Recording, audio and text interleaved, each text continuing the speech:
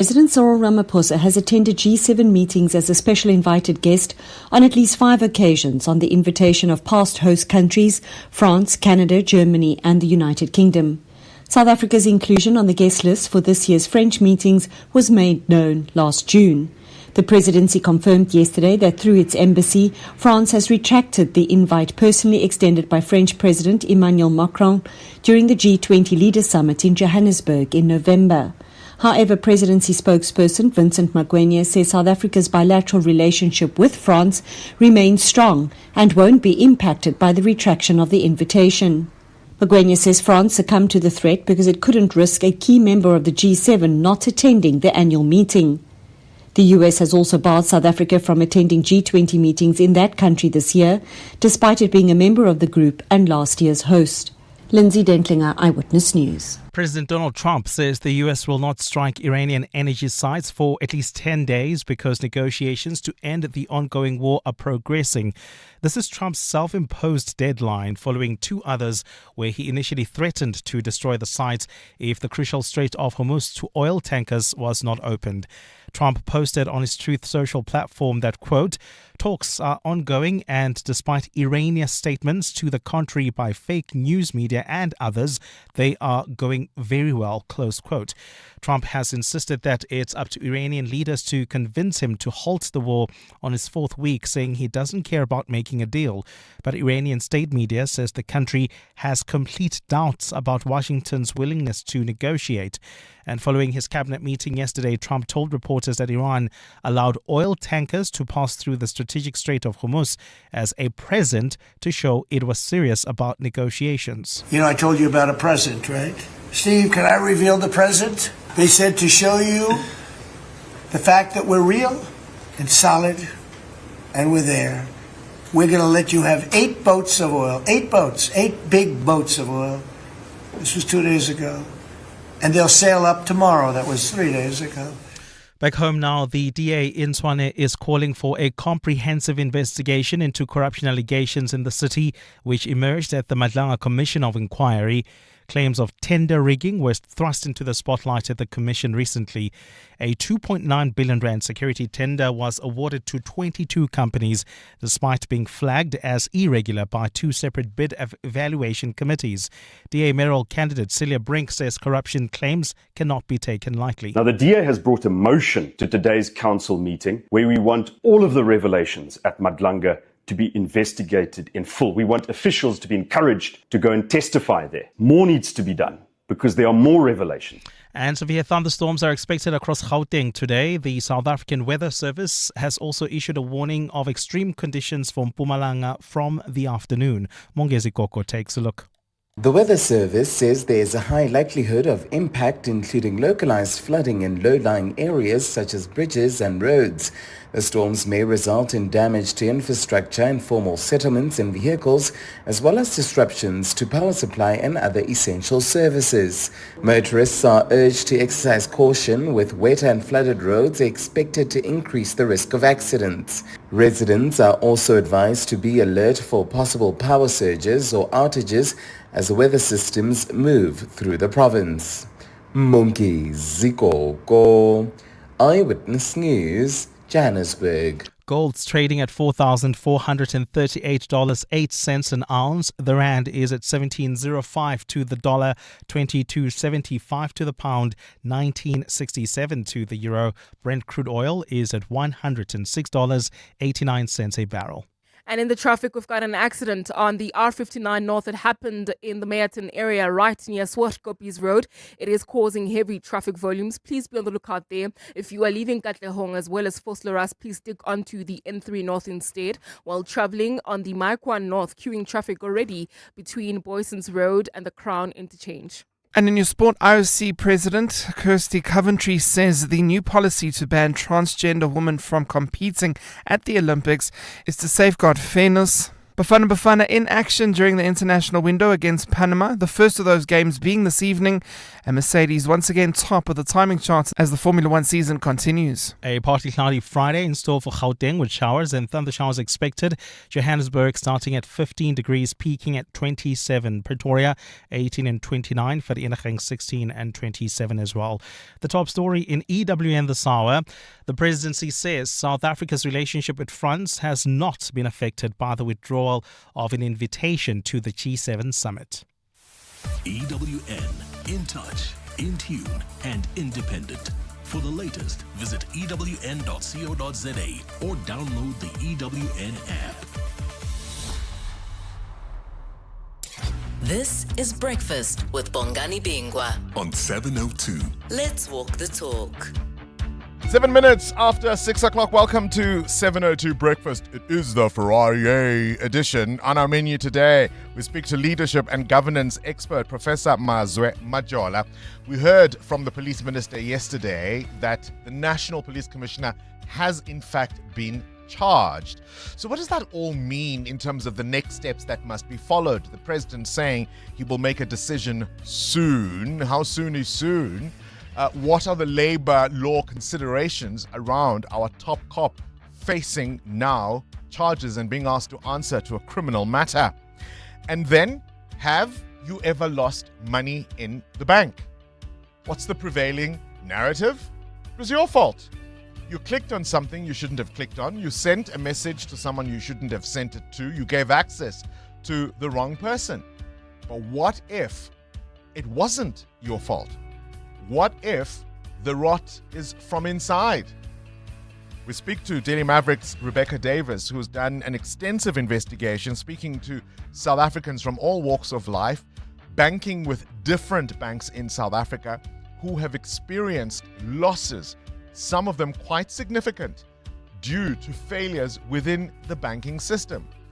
No fault of the banks in the sense of policy, but the safeguards, particularly when it comes to corrupt employees. And then we'll tell you the latest to come out of the Windybrow Arts Centre that's going on school tours. This is Breakfast with Bongani Bingwa On 702. Let's walk the talk. As always, I've got an entire team of producers behind the scenes, from Karabo and social media to Mthatha and Robfiwa putting the show together, and of course Bapelile producing in the afternoons with Keta this week. KG starting the clock. Amo and Muteo are also here, and you know how you know they're here? If you're not watching us on YouTube, it's because of this. A 1, 2, 3. It's a Friday. It's a Friday. It's a Friday. Ooh, the harmonies at the end of that. Welcome to the show. You're with Bongani Bingwa. 702 weekday mornings, 6 to 9 a.m. I'm here, of course, for traffic and making sure that your morning commute is about as stress-free as we can make it. Muteo will give you the latest in business news and no doubt reaction to the Saab announcement yesterday and what it might portend. What was the quiet part that was not said out loud yesterday? We'll talk about that in a moment. But for a Friday, we thought we'll have a shout-out. And a shout-out, of course, is always a light-hearted way to reflect on something we think you need to know about that is in the news cycle. And so today's shout-out is this. What convenience, maybe even perk or luxury, have you become so used to you can't do without? This is something that you would have dismissed perhaps in another time, in a younger version of you. Thought that's for spoiled people, that's for rich people, that's for people with too much time or too much money on their hands. And now you can't do without it. It could be, I don't know, in winter, that heated seat thing some people have in their cars. It could be reverse cameras, your luxury Lexus.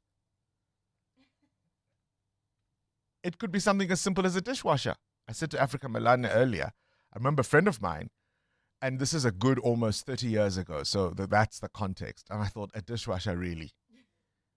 And now it's just one of those things. Of course, you have to have a dishwasher if you can afford it, right? And I've had one for many, many years.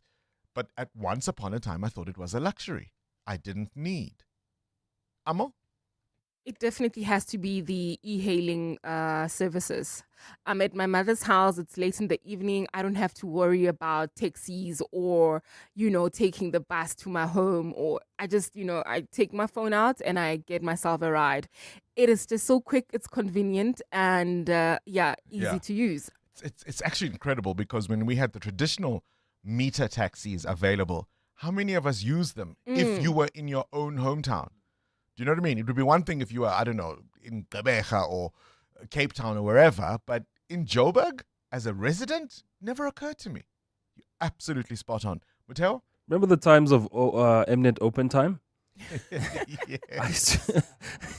I never used to think the world would package TV for me and I could watch it at any point that I want to. So the streaming services that we have now, the fact that I don't have to wait for Sunday to watch a documentary from wherever. Discovery. It's one of those. And isn't it crazy? I remember a time when we had maybe 3-4 TV channels, and you would have friends at school who'd lived overseas and they'd talk about the plethora of options that were available. And now we have all these channels. Yeah. And we just want neatly packaged content, right? We want to be able just to choose this, and that. We don't want the whole thing. Because sometimes even the multiple channels can be overwhelming. Send us a WhatsApp voice note on 072 702 1702. We'll take your calls on 011 883 0702. Let's walk the talk. 702. 13 after 6. Matteo, you've got a question of your own? Yeah, I want to know this morning, are you the type of person that always sticks to your plan A even as things change, or have you got the plan B and C stacked somewhere in case things go wrong? Gosh, I had, got to be careful how I frame this, but let's call it an unstable childhood, purely in the sense that we moved around quite a lot. Yeah. So I never settled in one place, and I always make the reference to my schooling years. I think if I was in the 12 years of schooling, if I was in at least 8 schools.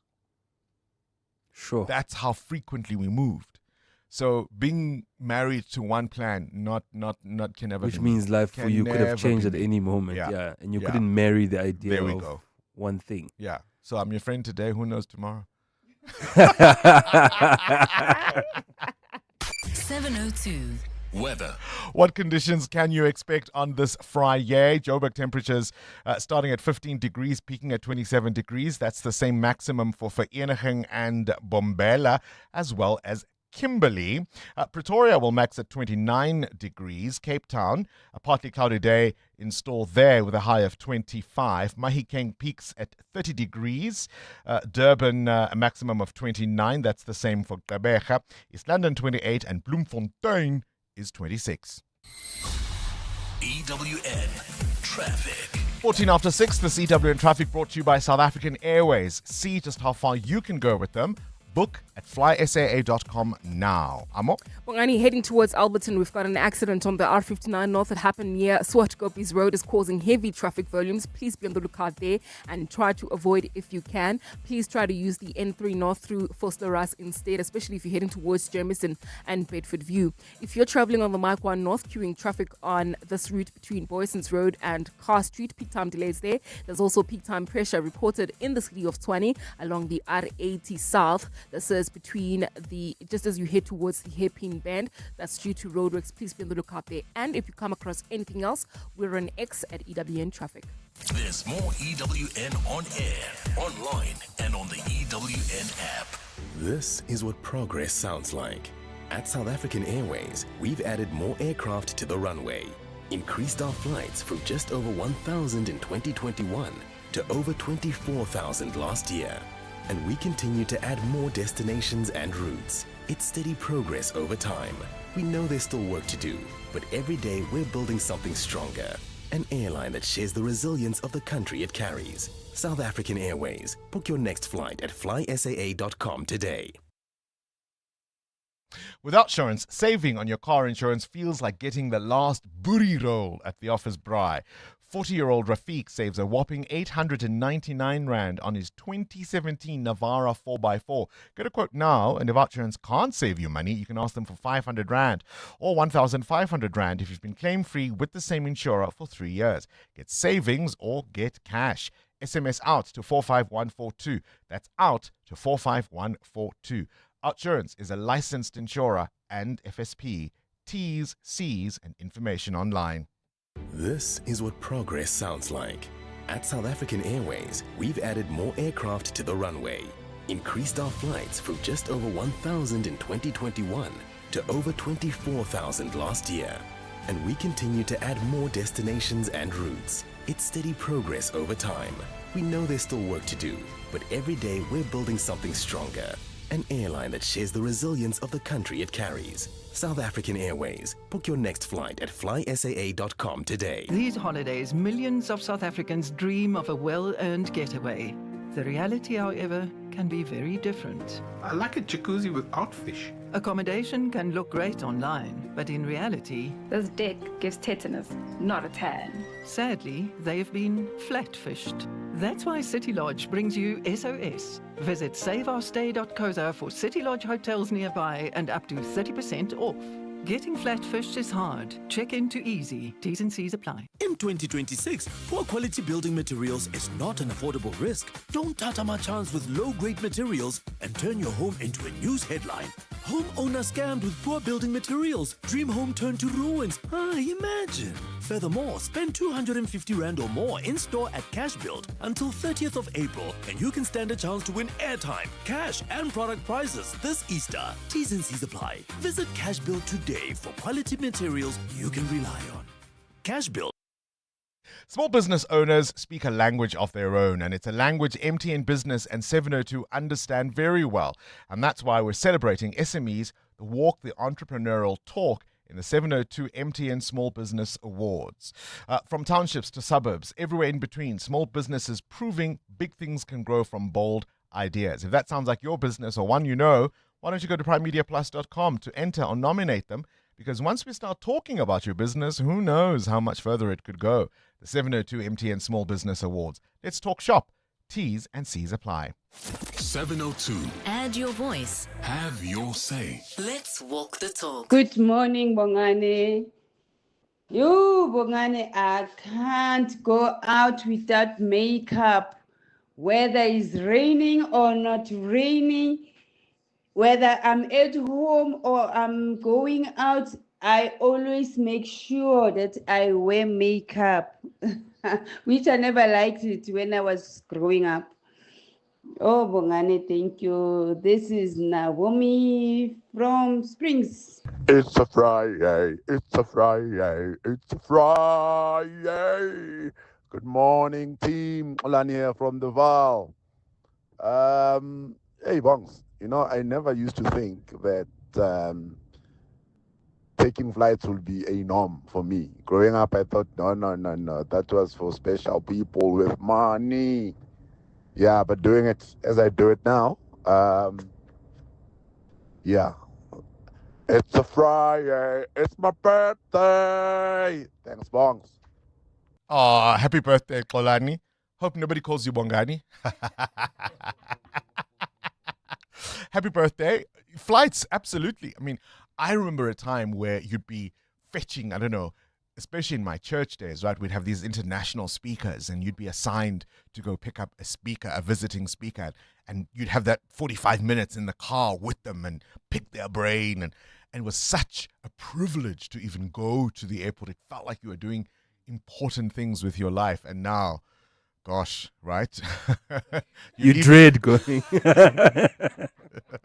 You leave it as late as you can and try and maneuver your way around it. What's that luxury or perk that once seemed far away for you and now you can't live without? Makeup, certainly that would be a good one. Mthatha, I think we're still fine on that score, hey? For me or for you? Goeiemôre, good morning, Dumelang, Absheri, Kunjani, San Bonani, Nda. I'm so excited that it is a Friday today. It means I'm only working today, tomorrow, and Sunday from 7 to 7. Woo! Have a blessed Friday from Rustenburg. Start your day with Bongani Bingwa on 702. Let's walk the talk. Yeah, I love that. Would it be cynicism? Shame. Enjoy your weekend shifts. All right, things you need to know at this hour. You've already heard in the news, and no doubt we'll weigh on it. We'll weigh in on it in the sport. It's necessary for fairness, says the International Olympic Committee. So from this week, transgender athletes and some with DSD or differences in sexual development are banned from participating or competing in women's sport under new rules that require mandatory sex testing. So every competing athlete will have to go or undergo a one-time screening for the SRY gene. This is the genetic marker that's found on the Y chromosome, essentially what triggers male development. The IOC essentially is arguing here that male puberty creates physical advantages like bone density and muscle structure that can't be fully reversed. Of course, a number of human rights organizations are up in arms about this because athlete gender testing is something that's banned in many countries for all sorts of reasons, including the invasive procedures that are necessary to determine the outcome. Quite apart from the fact that, not everyone even knows they have these differences, right? And so you just have to wonder what the world is coming to. They used to have what they called nude parades, where athletes would literally be paraded in front of a committee who would determine what the agenda might be. And the fact, of course, that these are not really for medical reasons, but for administrative eligibility rather than the health of the athlete. And there's some disagreement among scientists around what constitute maleness or femaleness in the first instance. We'll keep an eye out for that story and the reaction to it. A former Kenyan foreign minister, Raphael Tuju, was arrested after police accused him of staging his own disappearance. He claimed he'd been abducted. Authorities say he was hiding at his residence and called it a deliberate attempt to mislead the public and gain sympathy amid ongoing legal battles. The incident is linked to a long-running dispute over his properties and unpaid debts, which he claims involve powerful individuals targeting him. Shame, this guy... Imagine disappearing in your own home, hey? It's one thing to not answer private calls. Those private numbers on your screen. It's quite another to pretend you were abducted. Have you ever made a silly excuse to get out of trouble? And as an adult, you still find yourself doing the same. We'll hear more about this in The World View. A 25-year-old Spanish woman who died by euthanasia after winning a lengthy legal battle against her father, who opposed the decision. She'd been granted the right to assisted dying, but the process was delayed by legal challenges until the European Court of Human Rights ruled in her favor. Her case, of course, as you might expect, has reignited debates over euthanasia laws in Spain. Celebrating his birthday today is the chair of the Madlanga Commission, Justice Mbuyiseli Russell Madlanga. Was born on this day, 1962. You remember, of course, he served on the Constitutional Court of South Africa. He's now a retired judge. He served at the Apex Court from 2013 until July last year, and he's earned recognition as one of South Africa's finest legal minds.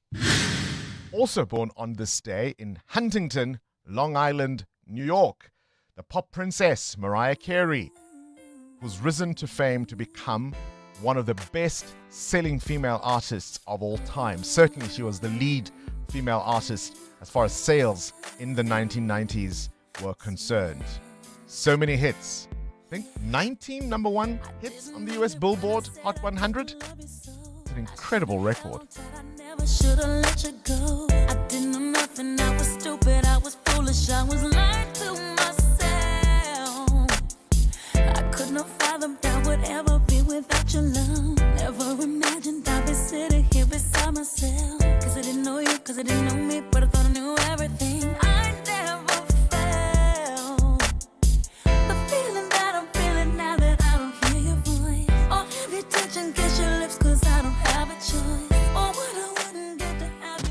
702. The newspapers. 26 minutes after 6 o'clock, Sviso Zulu makes a welcome return to the news desk. Good morning. A very good morning to you. What's in the papers today? Elsewhere in the world, we're looking at Canada today, where residents in the northwest of the country are traveling hundreds of kilometers just to see a dentist. This is in the remote community of Deline specifically. There's no clinic in that community, and the nearest clinical care that they can get is 500 kilometers away. So they have to travel for those many kilometers to just get dental care, and families are forced to choose between costly travel or going without treatment. And in some cases, children have to be flown to major cities just for basic procedures. And it's just a stark reminder of the growing healthcare gap between urban and remote communities. And this is in Canada, a first world country. Even in Canada, that remains a challenge. I'm looking at the Mail and Guardian today. Funny and the Rotten Dozen is the front page story, of course, referring to General Fani Masimula, the National Police Commissioner. But I was really intrigued by what the Mail and Guardian is calling jostling within the DA. Remember, they've got a Congress coming up in April, I think it is, and they're saying senior leaders in the Blue Party are scrambling for positions because, of course, depending on where you are placed, some who are already ministers might not make it if they don't have sufficient support. And they're saying that many people are now desperate, and they're quoting leaders within the DA who say that people are desperate for GNU jobs. In fact, they say that many were worried at the time of the possible exit of the GNU. Remember last year's budget crisis? When it seemed that the GNU might collapse. Apparently they're saying that people were getting angry. They even attacked the leader, John Steenhuisen, left, right, and center, says the Mail and Guardian, saying many of the top leadership who are in ministerial positions have become too accustomed to their new life. And that's why we were asking the question, what perk or luxury have you become so accustomed to? You dismissed it once, but now you can't do without it. The front page of The Citizen, government's sneaky SAA bailout. No place for South Africa at France's G7 table, says the Business Day. And ANC elections face court dilemma in the Eastern Cape, says the Sowetan. EWN Business. Do you have a plan B and plan C and plan D and plan Z when things change in your life? Mthatha wants to know. Or do you stick to plan A no matter what? What prompts that question at 29 after 6? Bongani Governor Lesotho Kganyago and his Monetary Policy Committee are buying South Africans time, essentially, as the global economy takes a major hit because of conflict in the Middle East. The South African Reserve Bank decided to keep interest rates unchanged at 6.75%, with the prime lending rate at 10.25%. Now, the MPC's decision was unanimous this time around. It's the second time the SARB holds this year as it assesses inflation risks to the local economy. Now, the SARB considered two scenarios for this decision. In one scenario, it sees the war lasting for another month or two, which would be a short-term outlook, while in the second scenario, it sees the conflict around the Strait of Hormuz lasting at least a year. Now, the first scenario assumes oil prices averaging nearly $100 per barrel for this period, and the rand are down about 5% weaker against the dollar. In the second scenario, it's more extreme, with oil prices staying above $100 a barrel and the rand 10% weaker. According to the governor, Lesotho Kganyago, both scenarios call for higher interest rates this year. So quite frankly, saying the quiet part out loud, we can expect interest rates in 2026 to go up. I saw a discussion with Christine Lagarde from the IMF about how so many products we take for granted are linked to oil, from microchips to fertilizer. It's going to be a scary world. What are your numbers saying now? Well, the rand is still weaker against the dollar. It's 17.04 against the US dollar at this hour, 19 rand 67 against the euro, and the 22 rand 73 cents against the British pound. The price of gold up more than 1% at $4,437 an ounce, while platinum is up 3.5% at $1,883. Brent crude keeps going up now at $107 a barrel. More business after 7. 7. Straight to the news desk we go. Yesterday, Swiss Zulu, it was Ekurhuleni, and I understand there's still parts there of Ekurhuleni without power. And now to the West Rand we go. That's right, Bongani. While half of Roodepoort without electricity, City Power and Eskom teams say they continue repairs this morning. City Power spokesperson Isaac Mangena says an Eskom line feeding its substations exploded. Several substations are affected, including the Klofendal substation, Rural Town, Christian Divert, Peter Road substation, Ontegers, Nesari, Manufacture, Vetborki, and other surrounding areas. Residents are being urged to monitor City Power's social media platforms in order to prepare accordingly in case the problem persists into the weekend. So we strongly encourage customers not to do anything in terms of plugging or trying to fiddle with their electricity connections, but also not to lock calls unless they are really isolated and not related to this outage that we are dealing with currently. And we will continue to update customers through the councillors and also through other mediums.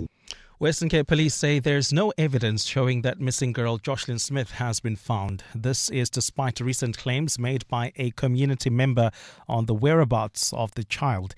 It's been 2 years since the little girl disappeared from Saldanha. Jocelyn's mother, Kelly Smith, is serving a life sentence along with Jacquina Pollis and Stefano van Rijn for kidnapping and human trafficking related to the child's disappearance. Police spokesperson Andre Trout says numerous leads from the public have been followed up, but none have resulted in a breakthrough. The case remains open and active, with detectives pursuing all information locally and beyond our borders. SAPS urges anyone with credible information to come forward, as no further arrest can be made without evidence. The South African Reserve Bank says the war in the Middle East is rattling inflation forecast. Until recently, the bank had tamed inflation, but the picture is rapidly changing. Reserve Bank Governor Lisa Jaganyago has now penciled in an increase of 4% and only expects CPI to return to 3% during the next 2 years. The Reserve Bank yesterday left interest rates unchanged, citing a high inflation forecast and uncertainty. This also means consumers will have to wait longer to get relief from higher interest rates. There are so many moving parts at the moment, and there are so many signals that impact on all the variables that we watch. Just now, there might be a social posting that would affect the direction of oil prices. We are in a different space from January. And a cyclone off Australia has triggered outages at two of the world's largest liquefied natural gas plants. Energy giant Chevron made the announcement as Middle East turmoil stocks soaring demand for the fuel. The Gorgon and Wheatstone gas plant in Australia collectively supplies more than 5% of the world's liquefied natural gas. Both suffered outages yesterday as tropical cyclone Nereal lurked off the coast of Western Australia.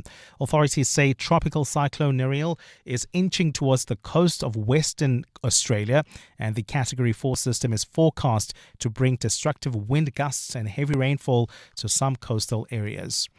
A partly cloudy Friday in store for Gauteng, with showers expected today. The temperatures are at lows of 15 and 18 degrees, peaking at highs between 27 and 29.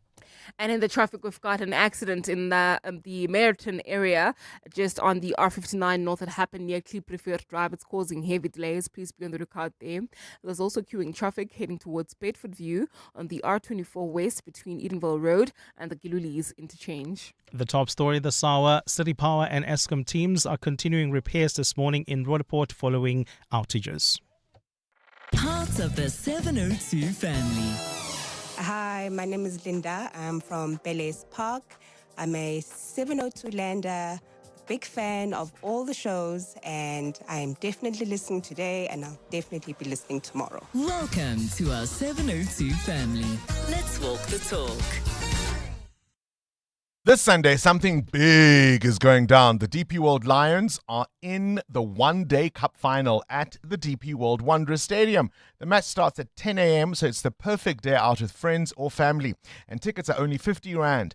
Look forward to big hits, big moments, live music, great food, ice-cold drinks, and your shot at 50,000 Rand with the one-handed catch. So round up your crew, fill the stadium, and back the pride. Sunday, 29 March, 10 a.m., DP World Wanderers Stadium. Hashtag the pride of Josie. In life's most challenging moments of loss, compassion can be your greatest comfort. You shouldn't have to face the financial burden of losing a loved one by yourself. Rest assured, Clientele's funeral plans pay out cash within 24 hours. You can cover up to 13 family members on one plan, ensuring all your loved ones are taken care of, and 3 children are covered at no additional cost. With Clientele, you're not just buying a plan, you're also buying peace of mind. When the time comes, you will need to make important calls with your 200 Rand airtime you will receive when you claim. Plans offer double accidental death cover, as well as transport, grocery, and unveiling benefits. Apply today, it's easy. There are no medical examinations and no paperwork. SMS funeral to 31586. That's 31586. Clientele Life is an authorized FSP and licensed life insurer. T's and C's online. Standard rates apply. Andile here with more than just a horse betting ad. Bet on the horses at 10bet and ride with a 20% free bet boost on your deposit. It's more than just a race, it's a 10bet experience. Join now at 10bet.co.za. 10bet is a licensed betting operator and supports responsible gambling. No person under the age of 18 shall be permitted to bet. Betting can be addictive. Winners know when to stop. South African Responsible Gambling Foundation toll-free counseling line is 0800 006 008 or WhatsApp help to 076 675 0710. Small business owners speak a language of their own. It's a language MTN Business and 702 understand very well. And that's why we're celebrating SMEs who walk that entrepreneurial talk in the 702 MTN Small Business Awards. So from the townships to the suburbs and everywhere in between, small businesses are proving that big things can grow from bold ideas. Now, if that sounds like your business or one you know, go to primemediaplus.com to enter or nominate them. Because once we start talking about your business, who knows how much further it could go. The 702 MTN Small Business Awards, let's talk shop. T's and C's apply. 702. WhatsApp Bongani on 072 702 1702. Top of the morning, Bongani and the team. 702 Land Bongs talk about luxury. For me, is undoubtedly internet banking. Remember back in the days, you would need to go to the bank, right into the branch to make a transaction, just to make a deposit. Now you just whip out your phone and, perform the magic on your phone. Even better, another luxury, having to own a cell phone. Back in the days, one would have to walk to those public telecom phones just to make a phone call. Now we have this luxury, or rather convenience, of utilizing or even owning a cell phone. Joel from Kempton Park, have a splendid Friday. We're talking about those perks or luxuries, perhaps even conveniences that you now simply can't do without. That once upon a time seemed, like they belonged to other people with more money perhaps and more resources than you had. We'll take more of your WhatsApp voice notes on 072 702 1702. EWN Sport. Cindy Paluta out for the day. Welcome back, Anthony Teixeira. Good morning. Can you think of a perk or a convenience that you once thought is for other people, for die mensa, and now you can't do without? Honestly, I think a vehicle is the one thing. Having your own vehicle, being able to go from point A to point B, not having to depend on calling other people or getting lifts. And that, honestly, throughout varsity, it was a blessing. And now, 100%. A vehicle, I'll take it. What kind of vehicle? I suppose. One that gets from point A to point B safely. That becomes the next debate.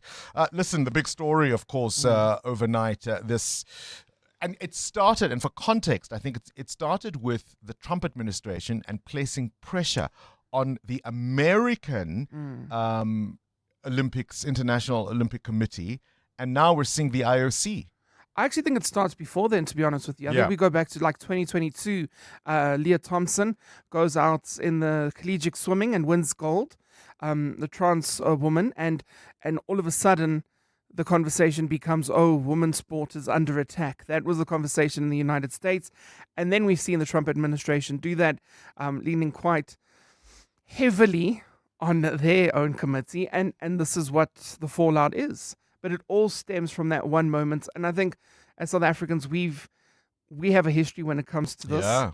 And so, yeah, you can understand why people could be upset. So for anyone who's missed it, what is it? Well, transgender women and differences in sex development athletes will face exclusion from future Olympics. Starting from the 2028 LA Games, the International Olympic Committee confirmed the ban, as well as all athletes looking to compete in female categories in the future would have to undergo a once-off sex screening, usually done via an unintrusive cheek swab or saliva check.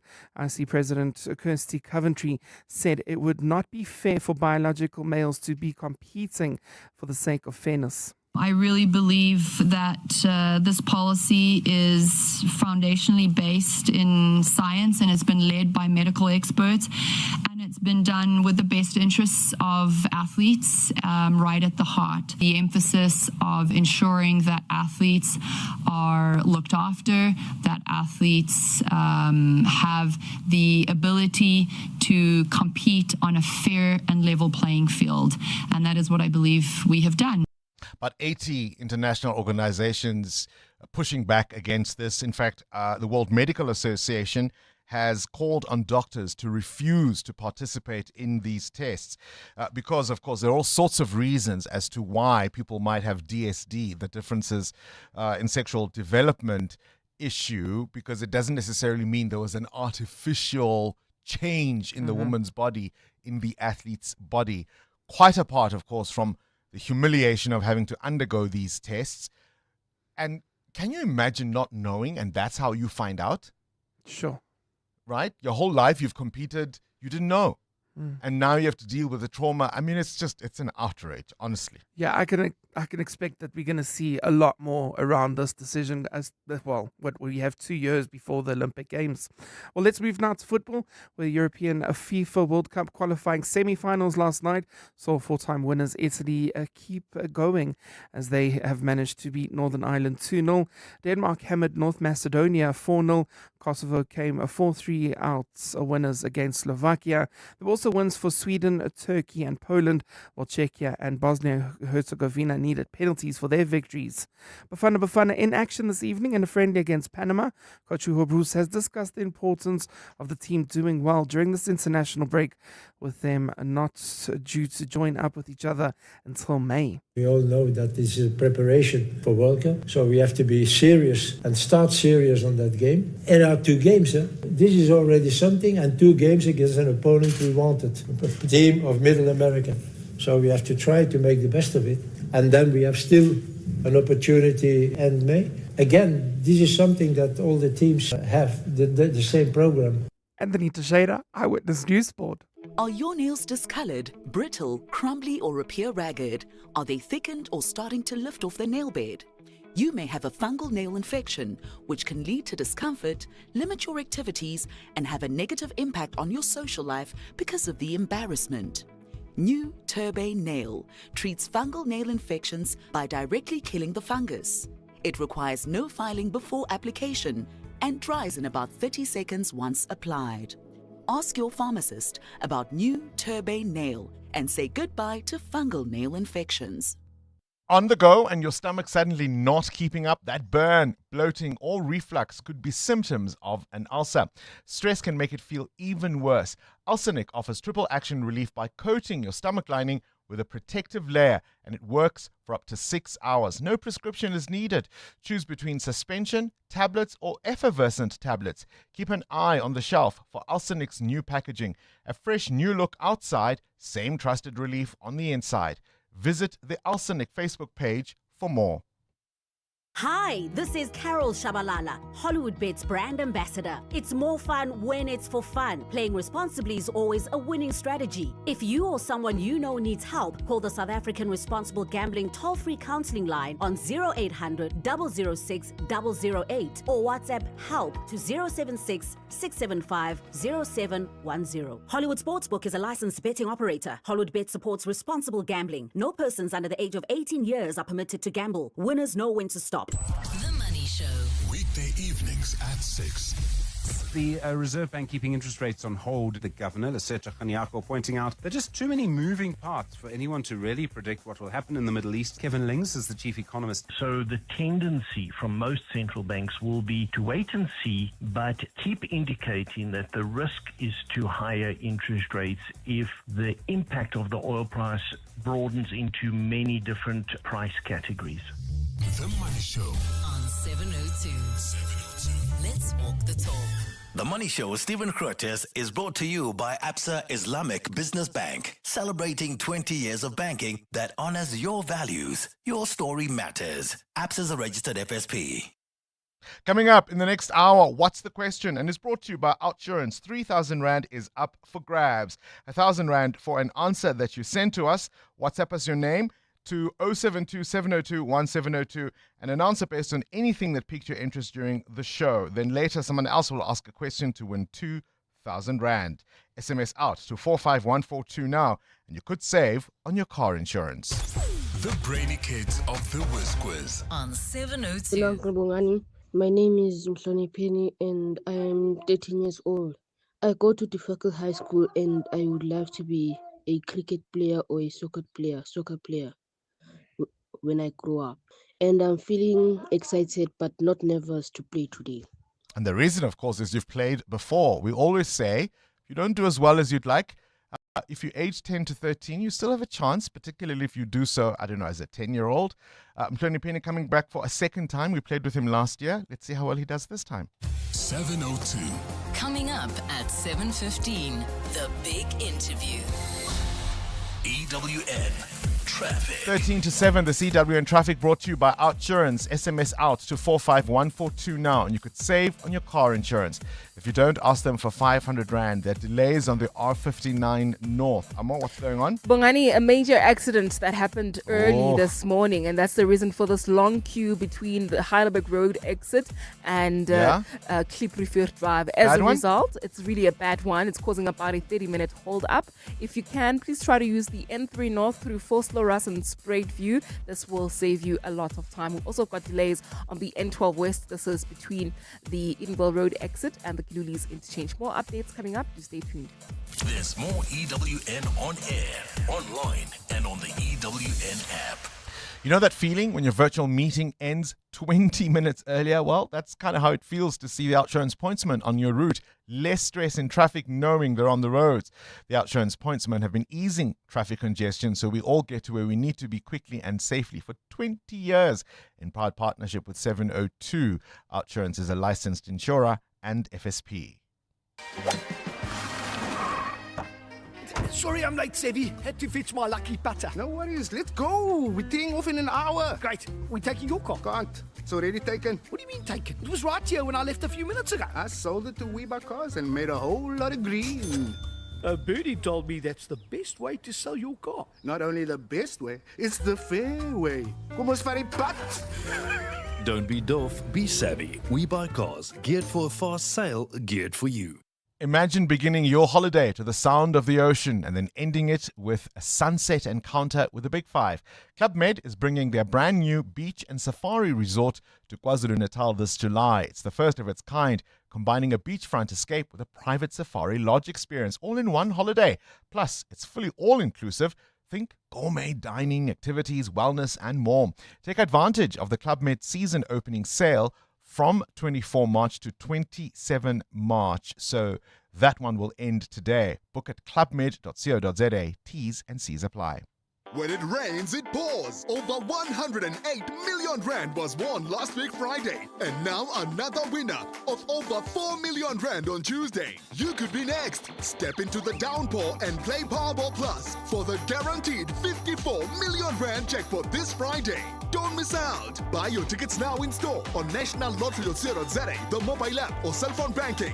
Panda, Pusha, play. Players must be 18 years or older. Play responsibly. Ituba is the proud operator of the National Lottery. When you're running a small business, you need someone who speaks your language, who understands when you talk innovation, growth, scaling. Someone like MTN Business and 702. The 702 MTN Small Business Awards, from the townships to the suburbs and everywhere in between. We want to talk about you and your business. Go to primemediaplus.com to enter your business or nominate one you know. Because once we start talking about where you are now, you'll be well on your way to reaching your next. The 702 MTN Small Business Awards. Let's talk shop. T's, C's and more on primemediaplus.com. Who is the whizziest of them all? It's the Whiz Quiz on 702. All right, second bite at the cherry for Mthatha, who is 13 years old. We played with you last year, I think it was, Mthatha. You got 6 out of 10 that one time, hey? It was 2 years ago. Was it 2 years ago? Look at you. You ready to do better? Yes. Let's see if we can give you 10,000 Rand, my man. KG, start the clock. Which city in Gauteng is famously called the City of Gold? Johannesburg. Correct. Which word means like a mother, matrimonial or maternal? Matrimonial. Maternal. What sport do Chelsea and Manchester City play in England? Soccer. Correct. Bike is a short word for which vehicle? Motorbike. Bicycle. True or false? The woman in the movie, the female lead in Beauty and the Beast, is called Belle. True. Correct. What is 13 plus 13? 26. Correct. Which word means frown? To scowl or to smile? To scowl. Correct.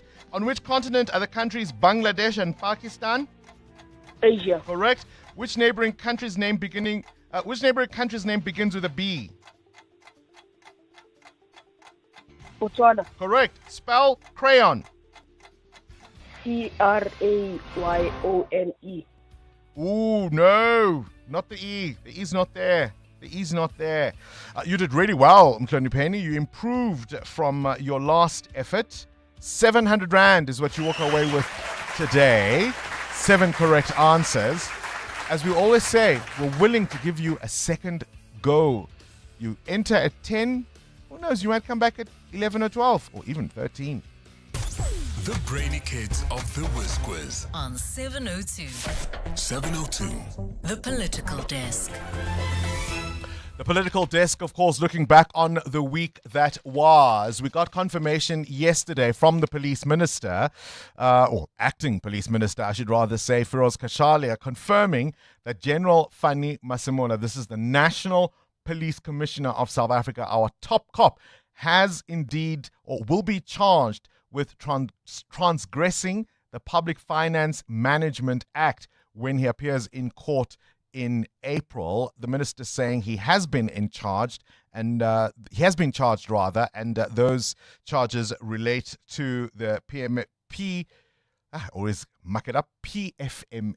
right? The Public Finance Management Act. And so, what does it all mean? And why does the president then, as he has said, he will act on this soon, why the wait? How do we wait through all of this? Professor Mazwe Majola is a leadership and governance expert and joins us now. Prof, a very good morning to you and welcome to 702 Breakfast. And good morning to you, Bongani, and good morning to all the listeners. Thank you very much. Yes. All right, let's start with the basics. I mean, the legal status of the police commissioner, of course, like any individual, he must be presumed innocent until proven guilty.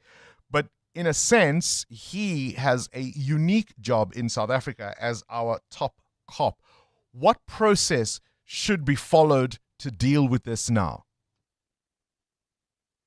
Yes. So we are so correct. It's a very important leader, leading a very important department in our country, a department that cannot be that cannot continue with someone who's going through the charges and courts. So it's important that's why the president is saying he will move with speed.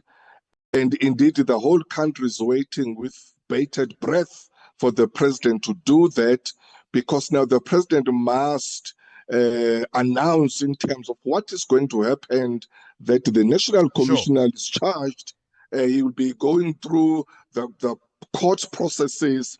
You will need someone who will act there so that you relieve the National Commissioner to focus solely on his court proceedings, while the country is not affected, or in terms of the SAPS is not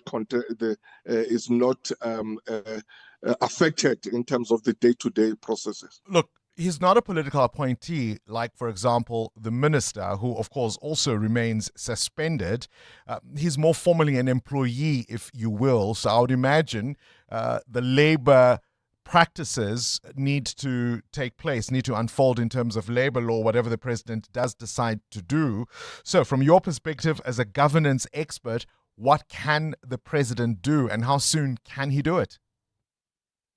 So indeed, he's not a political appointee, but he's an accounting officer, which means that he's the one responsible for the whole organization. And as an accounting officer, he is he's got a personal responsibility to make sure that he runs that department correctly.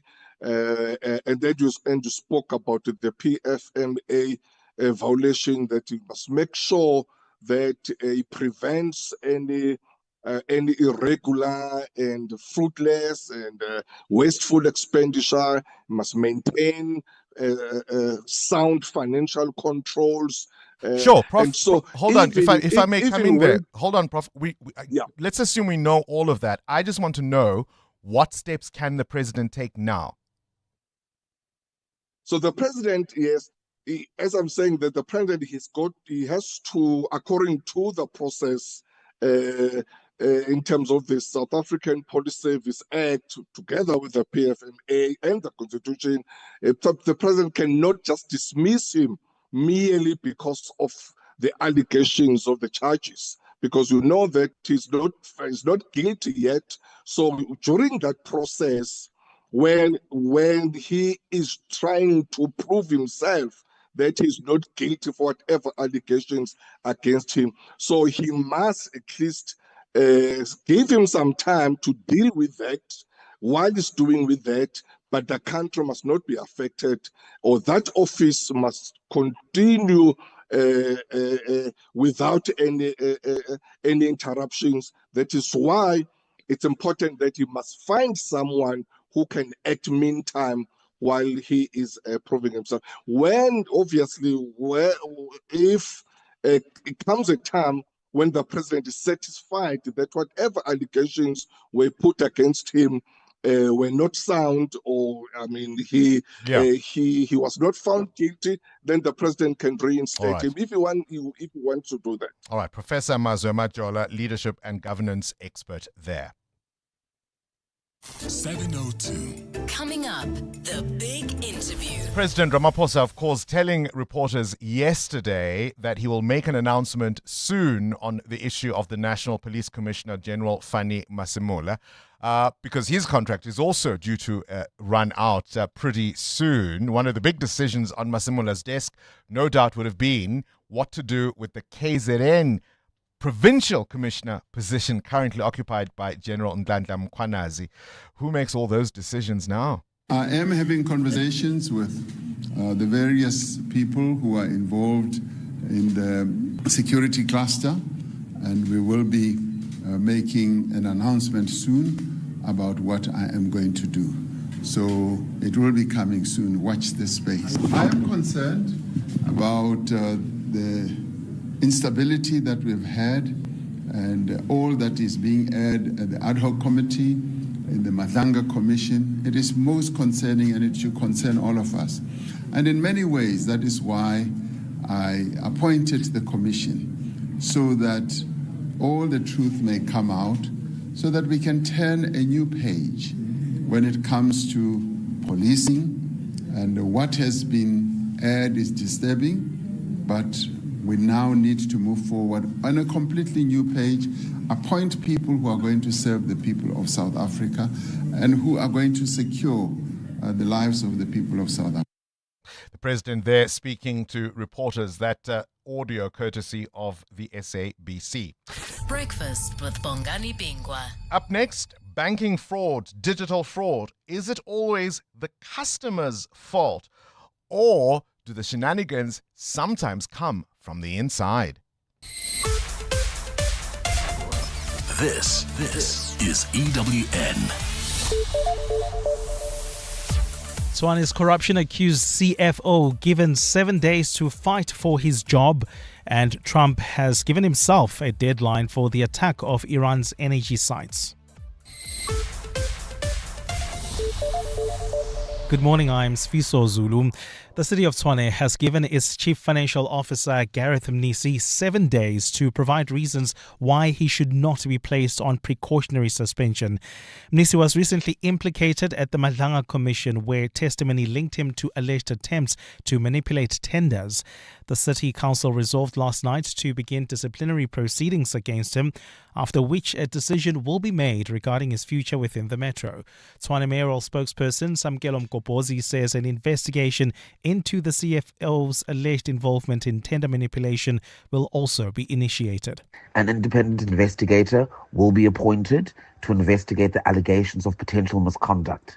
This is to ensure that the process is objective, credible, and capable of withstanding scrutiny. This step reflects the seriousness with which the city is addressing allegations relating to financial governance, accountability and oversight. Meanwhile, the DA in Tshwane has accused the city of applying selective accountability after suspending one MMC over corruption allegations, while another facing the same accusations remains at work. Corporate and Shared Services MMC Kolofelo Morodi was recently slapped with a suspension after the Madlanga Commission heard she allegedly attempted to rig a multi-million rand tender. Tshwane Deputy Mayor and ANC Regional Leader Eugene Modise, on the other hand, has been linked to a company that allegedly benefited from an irregular tender, but he remains at work. Alfred Mushwana takes a look. Triatech Protection Services is a security company that was previously owned by Tshwane Deputy Mayor Eugene Modise. The company is among 22 firms that scored a 2.9 billion rand security tender, which had been flagged as irregular way before it was awarded. While Modise claims to have sold the company, an independent forensic investigation has found that he still benefits from it.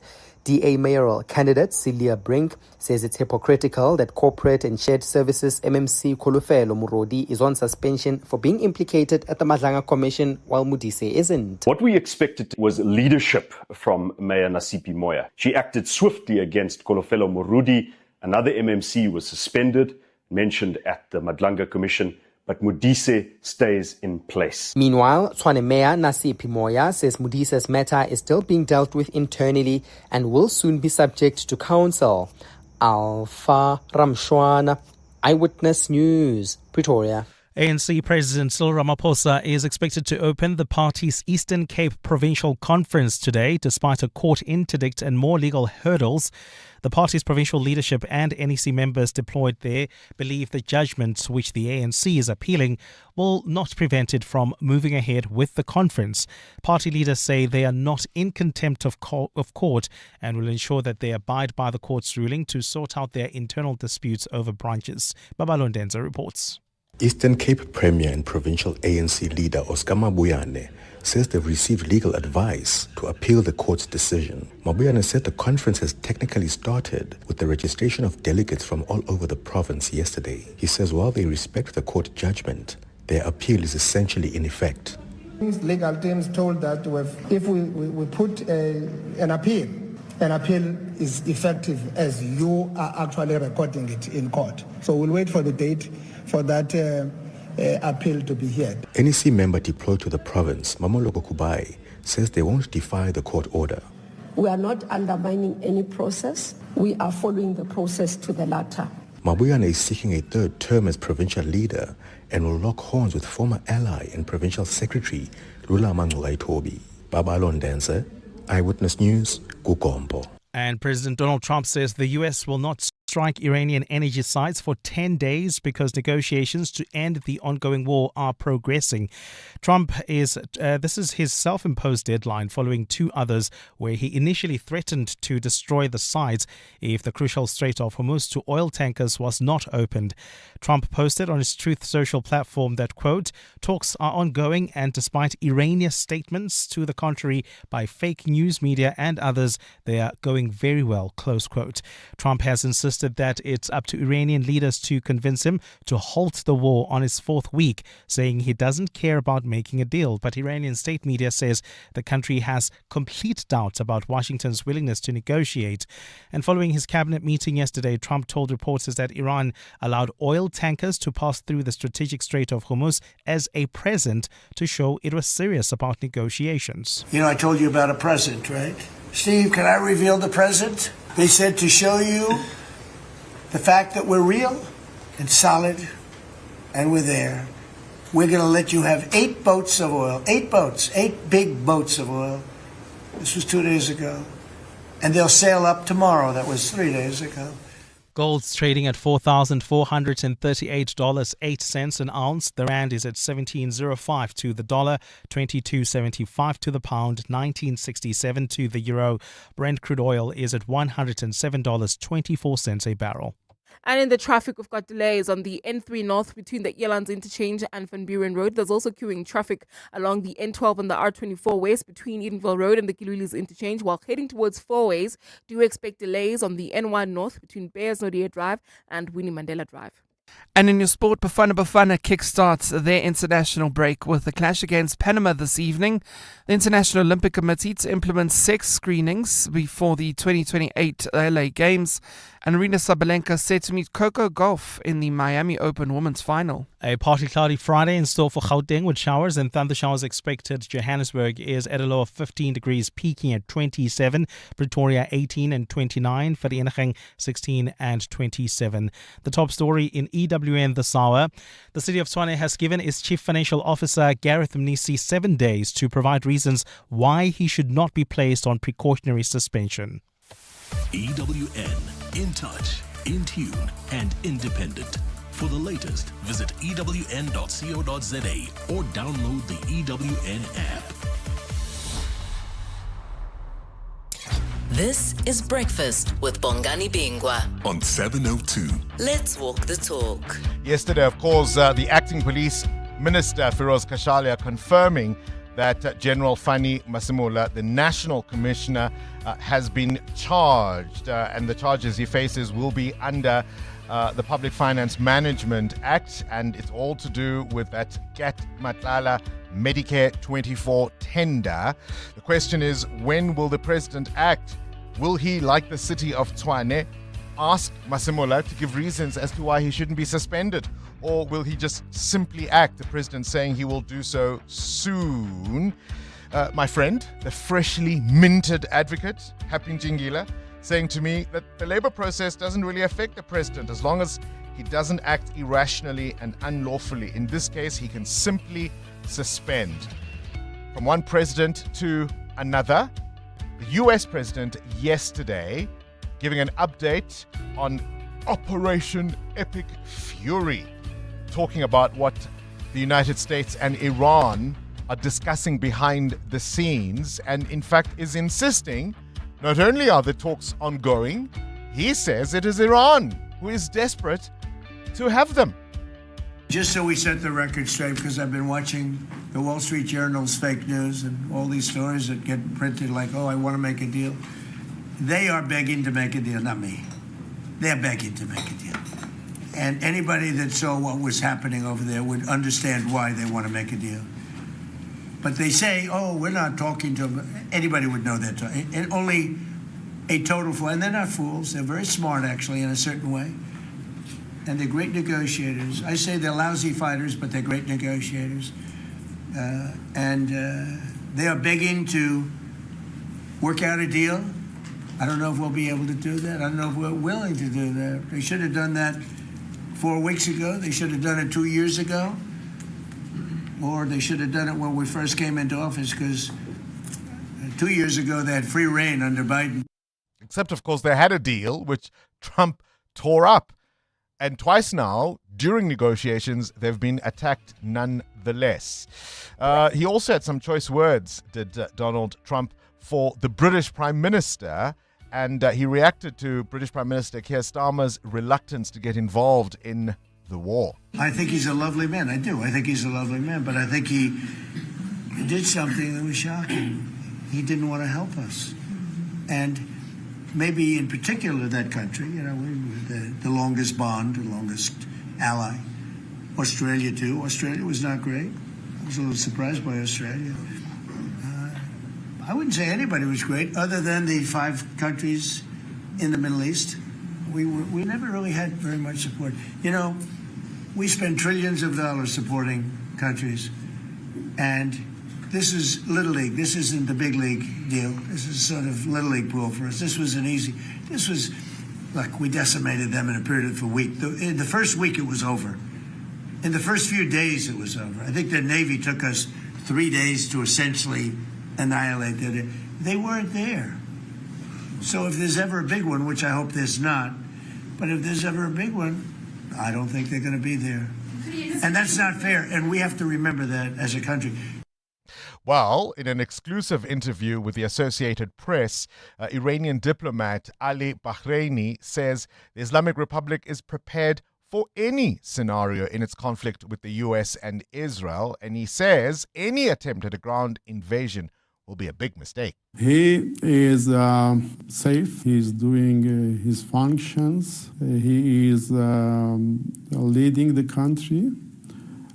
He is announcing his decisions and positions in different statements. And the political structure in Iran is working very well. The leader is doing his job, but because of the specific situation we are in now, of course, there are some security arrangements which are very necessary for this particular time. There, of course, is referring to the new supreme leader of the Islamic Republic, Mthatha Khamenei. He says that the leader is under tight security protection, but he does warn that any ground invasion will be a mistake. We are ready for any scenario, including any kind of ground operation. I think that is a place that we will be able to defeat them. And I think that would be one of the big mistakes if they take that decision. This is Breakfast with Bongani Bingwa on 702. Let's walk the talk. 13 minutes after 7 o'clock, things you need to know. If you think you've had awful breakups, listen to this one. A 27-year-old Limpopo woman was sentenced to 7 years in prison for setting her ex-boyfriend's house on fire in a jealous rage. The incident occurred after she broke windows when he refused to open the door for her, and then she went and burned the house and destroyed the property worth over R500,000. And the court said the sentence will send a strong message that violence and destruction of property will not be tolerated. To KZN we go now, where a court has stripped a divorced father of his parental rights after finding that he'd subjected his ex-wife and children to years of abuse, including violence and neglect. But the mother may still apply for the child in terms of maintenance and being able to be taken care of financially by the father. Talking of couples, former Venezuelan president, or is he still the president? I mean, technically, Nicolas Maduro and his wife appeared in a Manhattan courtroom yesterday facing narco-terrorism charges. It's really quite extraordinary that this is happening. And on this day in 1965, the Supremes were number one on the U.S. charts with Stop in the Name of Love. They became the first act to score 4 consecutive number ones on the Hot 100.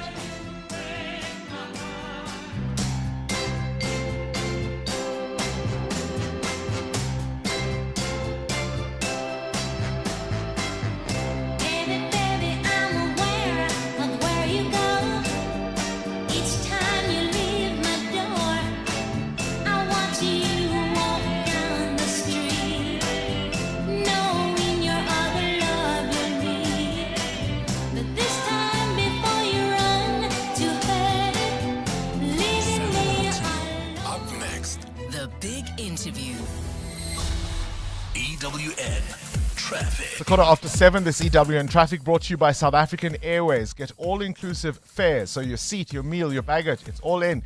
Book at flysaa.com. It's a Friday. Peak time delays everywhere. Amo? That's correct, Bongani. If you're traveling in the city of Tshwane, queuing traffic on the R80 East between Happy Bend and the Eskiam Patlele Drive. There's also slow-moving traffic on the R21 North as well as the N1 North between John Foster Drive and the Flying Saucer Interchange. While traveling in Midrand, expect delays on the N1 South between the Brakfontein Interchange and Olifantsfontein Road. More updates coming up. Stay tuned. There's more EWN on air, online, and on the EWN app. This is what progress sounds like. At South African Airways, we've added more aircraft to the runway, increased our flights from just over 1,000 in 2021 to over 24,000 last year. And we continue to add more destinations and routes. It's steady progress over time. We know there's still work to do, but every day we're building something stronger. An airline that shares the resilience of the country it carries. South African Airways. Book your next flight at flysaa.com today. 7:02. The Big Interview with Bongani Bingwa. All right, on to this now. It's a story that I think has been debated much in recent weeks. But what happens when something goes wrong in your bank account? Your funds are depleted in an instant. The assumption is that it must have been your fault. You did something wrong. You clicked the wrong link. You shared the wrong code. You made a mistake. You gave access to somebody you shouldn't have. But what if that isn't necessarily the full story?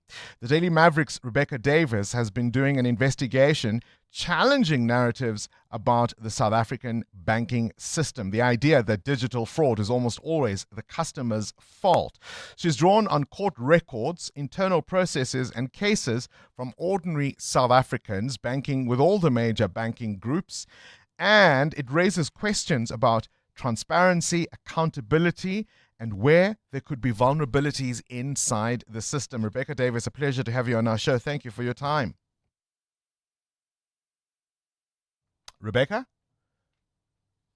It's the mute button, unmute button. If you can hear us. Rebecca, are you there? I can hear you, Bongani. There we go. Can you hear me? Yes, now we can. As many times as we've done this, hey? All right, so talk to me. What prompted this investigation on your part? The fact that we were going through the latest crime statistics, which obviously are released every 4 months, and the work that the police are doing is definitely paying off, because we do see these tentative improvements in practically every major crime area, except for two. One is kidnapping, which, as you'll know, is on the rise in a truly alarming way. But the second is commercial crime, a very vaguely defined crime category, which nonetheless has doubled, according to Daily Maverick's analysis, over the past 10 years. And we wanted to know, what is that crime and what are the drivers causing it to explode in this manner, contrary to the trajectory of the rest of the crime situation? You've got a 3-part series, and I was interested in how you framed it. The first one you've called The Invisible Heist. And it's, of course, the idea that this kind of fraud is happening increasingly in South Africa, and often it's digital. The only area of commercial crime for which we have some numbers, Bongani, is digital bank fraud. For everything else, it's impossible, basically, to get disaggregated data on what commercial crime actually looks like. But we do know that digital bank fraud is exploding. In fact, the numbers collected by the South African Banking Risk Information Centre for 2024 alone were double those of 2023. So it's not just increasing, it's increasing exponentially year on year. And one of the obvious reasons why we've seen the sudden acceleration is the advent of AI, right? Because previously, in order, for instance, to carry out certain types of scams, you would at least have to be able to draft a sort of official sounding letter from the bank or an SMS, etc., yourself in reasonable English, perhaps up to a certain standard. Now LLMs can automate a lot of this process, and there are also LLMs available on the dark web, which take away all the normal protections of the AIs we tend to use every day at work or whatever, which allow you to plan and execute a scam from beginning to end. Gosh, I suppose the prevalence issue is relevant because often, when it happens to you as a victim, you are confused. Obviously, the impact financially is substantial, but you think it's only happened to you. And one of the reasons for that is that we have so little data on this. So the banks do not release individual figures for the fraud they've experienced, or their customers have experienced rather, in a year. They don't say their losses. There's just the general industry data that we can draw from to see just how often this is happening. But one of the reasons why it's incredibly difficult for the media and the public to get a firm sense of the scale of the issue is that a lot of the time when the banks offer to pay you back at least some of your money, it comes with a confidentiality agreement, I discovered. So the banks pair particularly large settlements. If they're reimbursing you for millions lost from your account, they will generally pair it with a non-disclosure agreement, which means that you're just happy to have your money back, but the rest of us never find out exactly what happened or why. All right, I'll reframe that old adage. Is the customer always right in this case? So what I realized is that there's this gulf between the perception that ordinary South Africans have, which is almost always, you'll find, that they believe the fraud that happened on their account could not have taken place without at least the facilitation in some way of a bank employee, even if they weren't acting alone.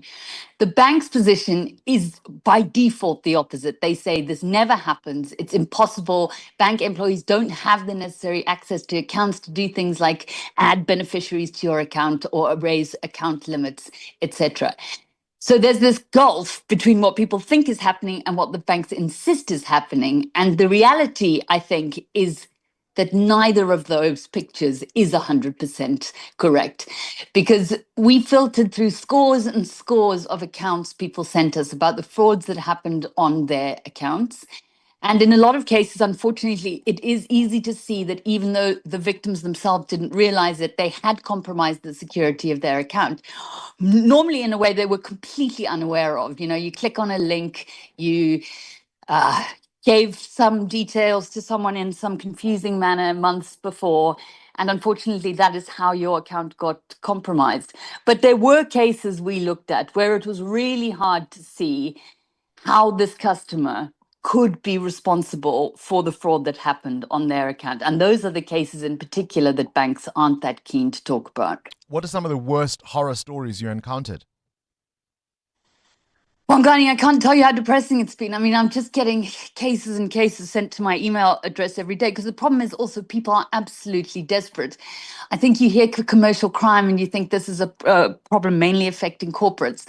I think the scale of this is actually catastrophic. We're having people every day who are having tens of thousands, sometimes millions of rands transferred out of their accounts, whether they are responsible, and I'm using that word in air quotes, or not. The point is the money has gone from their accounts and they're not getting it back necessarily. And we've looked at cases where people lost their life savings, where grandmothers lost their entire pensions, where people who are already on the breadline had credit cards debt run up for them. So now they're paying back money they at no point spent, and it's accruing interest every month. Those cases, to me, I think are particularly cruel. How much of this, because the banks will say whatever may go wrong, even within their systems, this is obviously not official policy. They don't benefit from this necessarily. So how much does all of this involve internal vulnerabilities or inside jobs, as it were? That's the question we can't answer. And certainly the fraud experts I spoke to said in the vast, vast, vast majority of cases, they will not involve bank insiders. It just seems to the rest of us who are pretty ignorant about tech and safety stuff often that it couldn't have happened without a hack of the the bank's internal systems, when what's actually happened is a hack of the customer's system in some way. So for instance, many people don't realize that the one-time pins that get sent to your cell number, sometimes on your bank settings, you will have a default option, which is to send those to email. If a hacker is able to change, to take control of your email address, then they're able to redirect or approve the adding of beneficiaries and so on. And this is something that the public, I think, often doesn't realize is possible. At the same time, nobody would deny the fact that in particular there are syndicates which send people into the banks and which target bank employees as collaborators, so that you'll have a situation where someone on the inside of the bank might indeed be working, but with someone on the outside who's doing the sort of actual scamming. So banks, predictably, I suppose, would be reluctant to fully disclose information around their internal processes. I'd imagine that compounds some of the difficulties for victims. Yes, it does. The issue is that if the bank investigates your case and tells you, we've determined that your login details were used, your login and your password were used to facilitate this fraud, then basically there's very little you can do.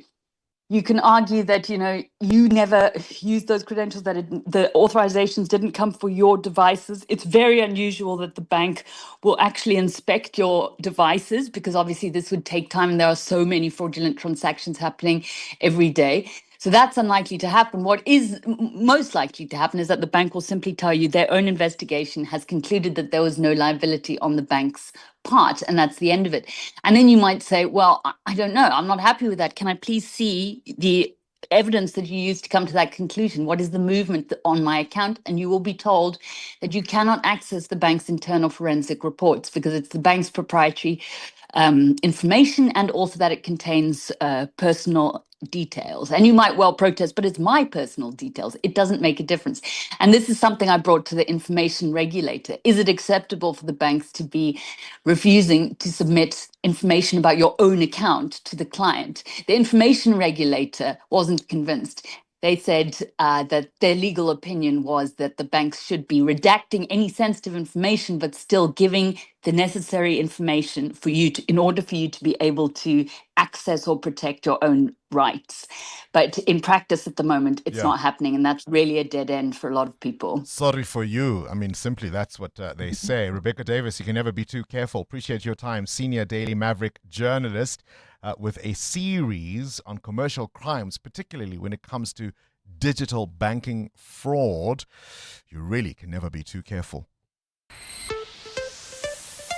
EWN Business. All right, let's catch up with business news. Mutero Kharipe, it's 28 minutes after 7 o'clock.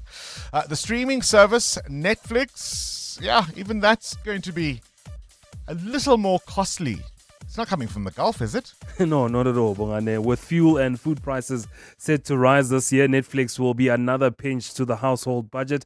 The streaming service will raise subscriptions this year. Netflix adjusted its pricing structure on Thursday, with all subscription tiers rising at least $1 over around 17 Rand. The company's ad-supported plan is now $8.99 a month. Its premium plan is $26.99, just over 400 Rand. The price hike comes as Netflix has been investing heavily in its content, including new ventures into the live event space and into video podcasts. The last time the company raised prices was last year, January. Netflix executives have long defended price increases by promoting the amount of content available on the platform and how subscription costs can be used to invest in new projects. The company expects the revenue to go up to between 50 and $51 billion this year. This is due, of course, to the increases in membership and pricing. All right, let's talk about the markets. It is a Friday. What's happening in the East? Well, starting this morning in the Asia Pacific, markets fell there following a volatile session on Wall Street overnight as the prospect of a peace in the Middle East remained murky amid contradictory messaging from the US and Iran. President Donald Trump extending his Friday deadline to attack Iran's energy infrastructure by 10 days to the 6th of April to allow more time for negotiations. Australia's S&P ASX 200 falling by close to 0.5% 0.6%, while Japan's Nikkei was also down 1.6% this morning. China's markets were also in the red. The rand at this hour, 17.05 against the US dollar, 19 rand 68 against the euro, and at 22 rand 75 cents against the British pound. The price of gold up 1.5% at $4,444 an ounce, while platinum is at $1,867. Brent crude up close to 1% now at $107 a barrel. More business after 8. Time now for your latest eyewitness news, brought to you by Outsurance. SMS out to 45142 now, and you could save on your car insurance. If you don't, ask them for 500 rand. Sfiso Zulu, show me the money, says the AG. That's right, Bongani. The Auditor General says unqualified reports are being used to mask deeper financial failures in the public sector. Tsakane Maluleke says unqualified audits are not a benchmark and only show that financial statements filed with her office are correct. She says this does not demonstrate improvement in financial management and it is not something to be celebrated. Yesterday, she presented audit outcomes for the last financial year, which show long-term stagnation with 13 entities stuck in the unqualified category for a decade. Only 151 government entities received unqualified audits out of 417. This represents 36% of the total number of audited entities who look after only 12% of the budget.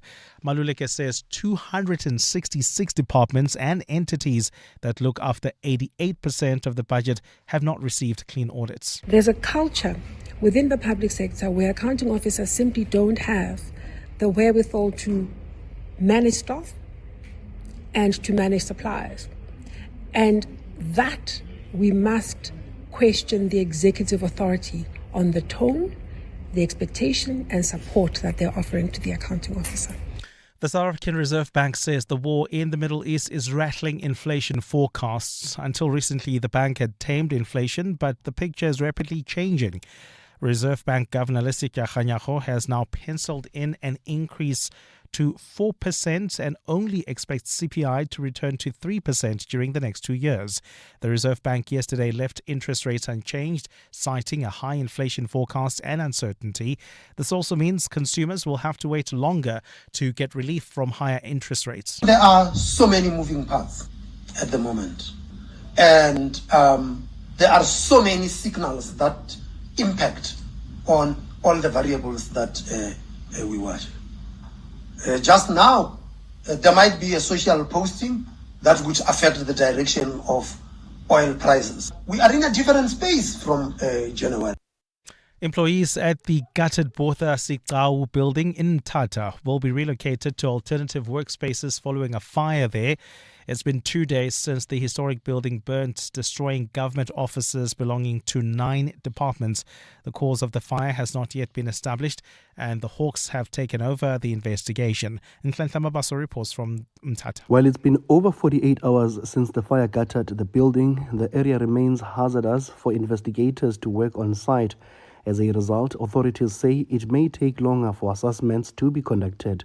They say the blaze has also caused a service delivery backlog as departments cannot function. Public Works and Infrastructure MEC Sipoga Lusiti says head of departments and district directors will be consulting their workforces for alternative offices.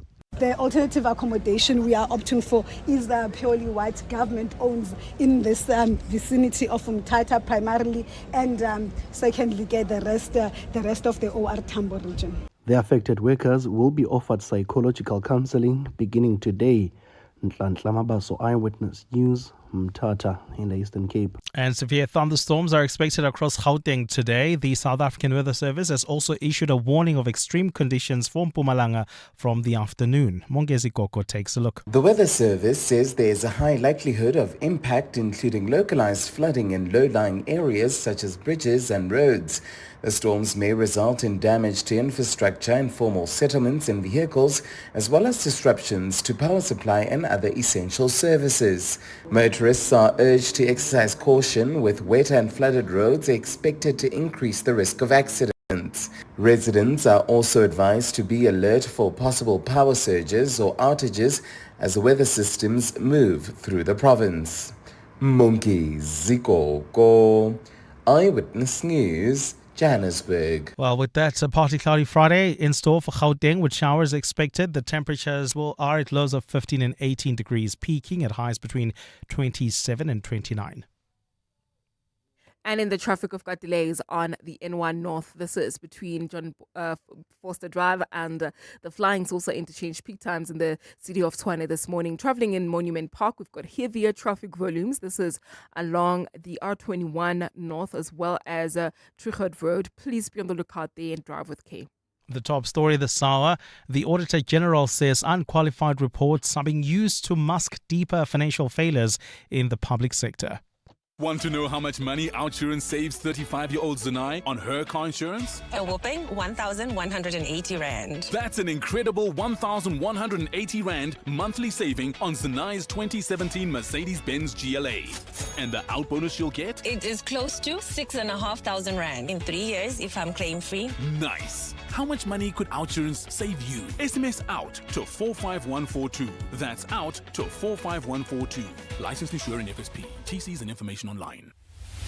Clement Mthatha. Weekday mornings, 9 to 12. 9 to 12. Professor Firoz Kachalia, the options that you have discussed with the president, are you able to confirm if one of them has been a possible precautionary suspension? No, yesterday we didn't go into any level of detail, and I must point out, because I think it's an important fact, that the National Commissioner has been charged with breaches of the Public Finance Management Act, not fraud or corruption. Mr. Malema, what do you think of what's currently playing out now? Well, I think that where there was wrongdoing, police must act. And no one should be above the law, irrespective of the position you hold.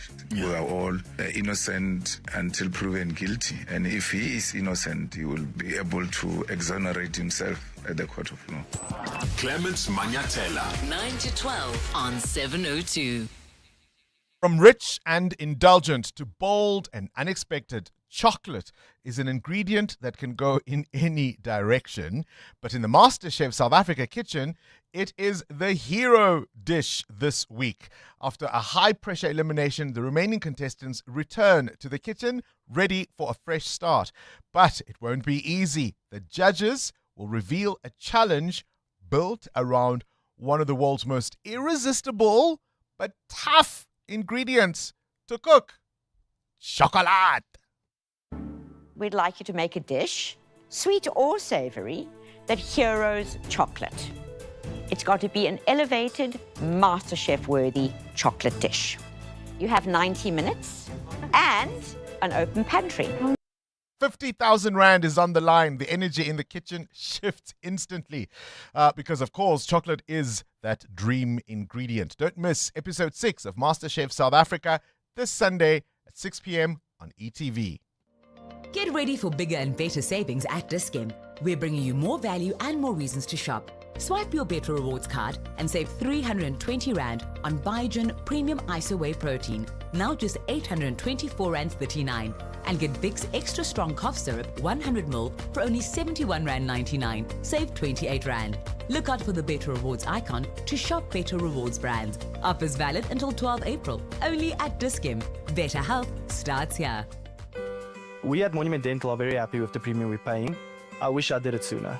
OutSurance business insurance clients know that it pays to switch. And did you know you could get a massive 20% discount on your business insurance premium when you switch? For dentistries, general medical practices, and all other businesses, get a quote today and see why it pays to switch to OutSurance business insurance. Visit outsurance.co.za or call 08600 60000 today. Licensed insurer and FSP. TCs and information online. Reliable water services depend on a sustainable system. When residents pay for municipal services, it enables Johannesburg Water to maintain infrastructure, repair leaks, upgrade networks, and continue delivering essential water and sanitation services to the city.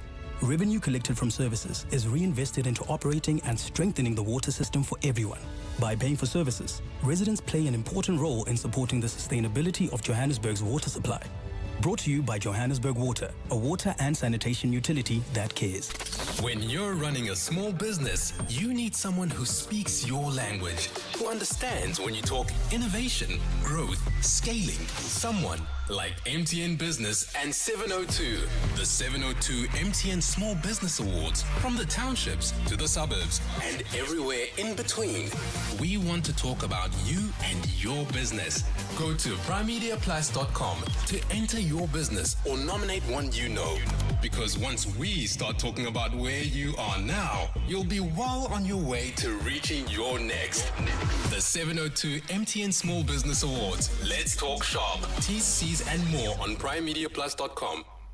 702 WhatsApp Bongani on 072 702 1702. Bongani, so the idea that banks don't actually have employees who are able or qualified or have access to people's accounts is quite false. And you can see quite evidently in those hijacking scams where people who are hijacked or kidnapped by criminals and then are asked to clear out their bank accounts often have someone on the inside who they call who raises your limit so that they're able to access more money from you at that time. So I think this, in keeping with this idea of scams, is that the banks are quite naive about what their employees are able and willing to do to get our money. Morning, Bongani and team. Charlotte in Rutherford. Thanks to Rebecca for enlightening us. I have a family member who got a bit of a funny transaction, and then she phoned the bank, and the consultant said, no, everything is fine. Your account is secured. No need to panic. And then the following day, she got a call from the bank to say the account is empty.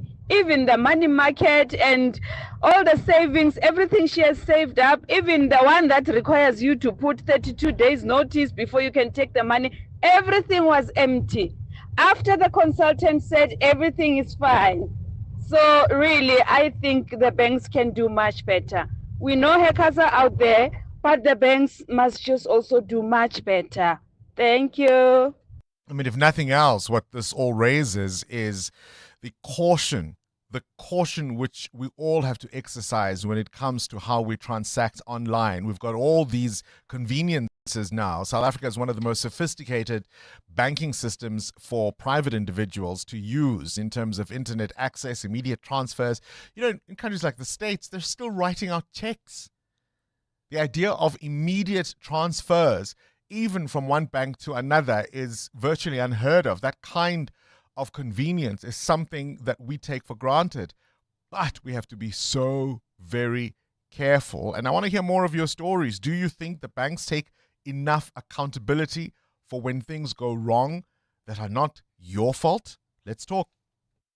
702 What's the question? What's the question is brought to you by Outsurance, a chance for you to win up to 3,000 Rand in cash. First, 1,000 Rand for the answer, and then a little later, 2,000 Rand if you can give us the question. SMS out to 45142 now, and you could save on your car insurance. If you don't, you can ask Outsurance for 500 Rand. Let's get today's answer from Rose.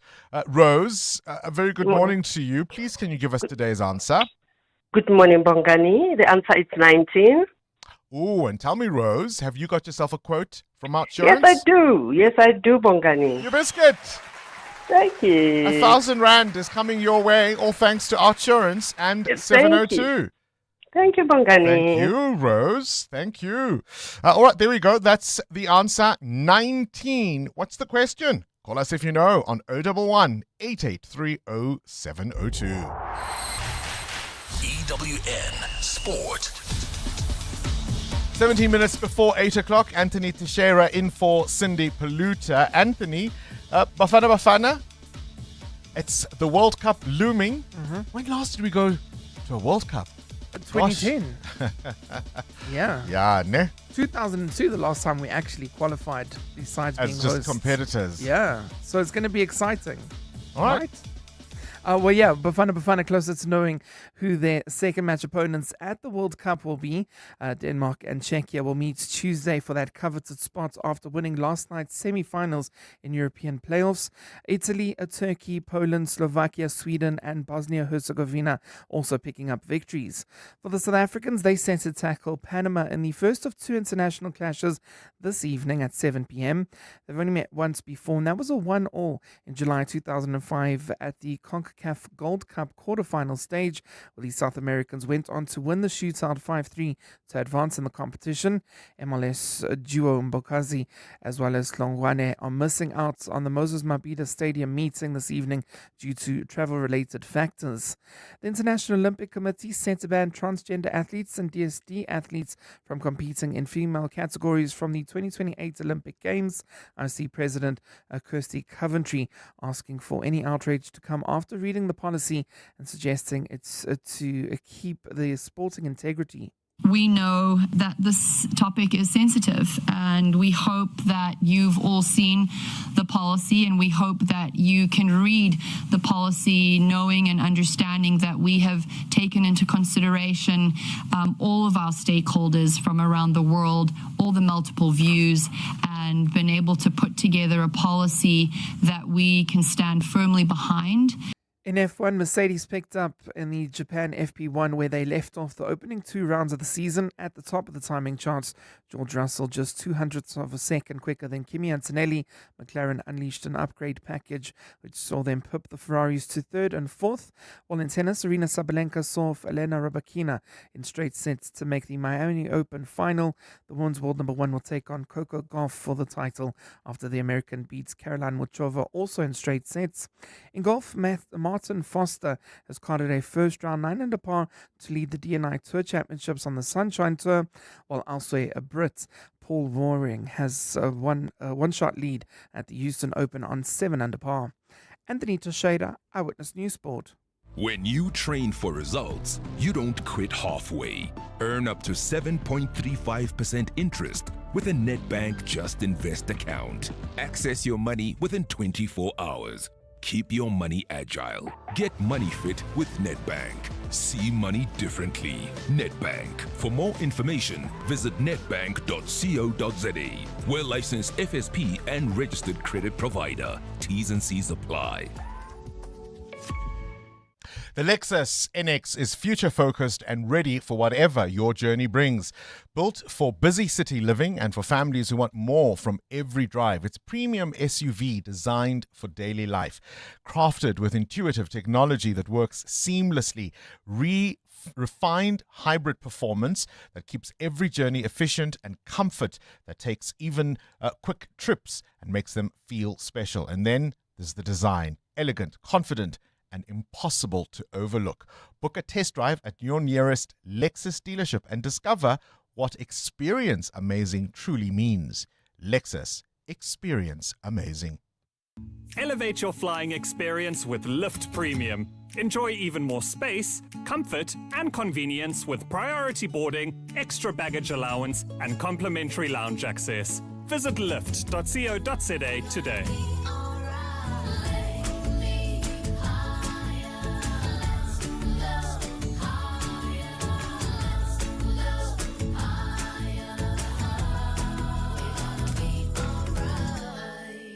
Buy any Hills pet food and you could win one of 10 holidays worth 200,000 Rand each. Or take the bucks. Scientifically proven formulas for your pet. An adventure for you. Hills Pet Nutrition. Science does more. T's and C's apply. EWN Traffic. 12 to 8, let's catch up with the roads. Are more peak time delays in the capital now? Yeah, that's correct, Bongani. The N1 North towards the Flying Saucer interchange is heavily backed up, so please be on the lookout there. While traveling in Monument Park, we've got heavier traffic volumes on the R21 as well as at Trichard Road. Please be on the lookout there. Otherwise, on the R80 East Mabopani Highway, traffic is still a bit slow approaching Eskiam Patlele Drive exit. That is if you are heading towards the CBD, so please be on the lookout there.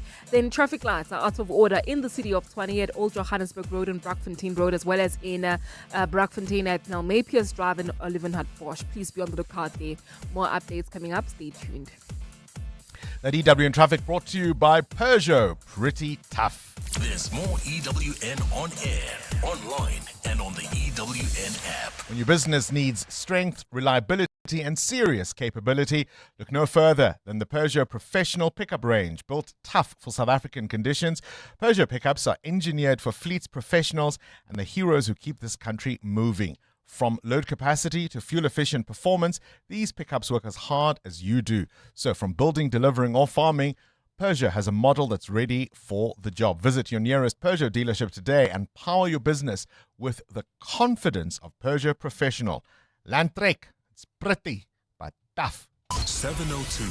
What's the question? For 2,000 Rand in cash, all thanks to Outsurance, please tell me what's the question. If the answer is 19, who is front in line there? Let's go to, is it Amin? Hello, Amin. What's the question? Hello, Amin. The question is, how long has Outsurance been in existence? No, I'm afraid not. I'm afraid that's not the question, Amin. Oh, Dorothy, you might know. What's the question? How many number one hits that U.S. singer and songwriter Mariah Carey has on the Billboard chart? Who is celebrating? Indeed. Her birthday today, yeah? Yes, indeed. Covering all the bases, Dorothy. I have to, Bongani. You've covered your Outsurance quote. So guess what? 2,000 Rand is coming your way. Thank you. Is this one sweet day for you, Dorothy? Definitely, Bongani. Happy birthday, Mariah Carey. And now it's too late to hold you, 'cause you've flown away, so far away. Never had I imagined living without your smile.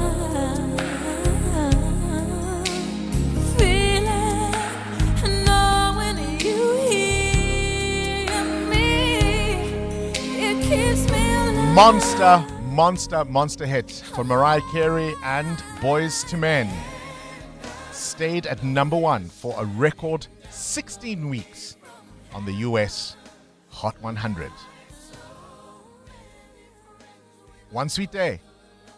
Gosh, 1996 was quite a long time ago, hey? But it's still as good as it sounded then. With Outsurance, saving on your car insurance can become one sweet day.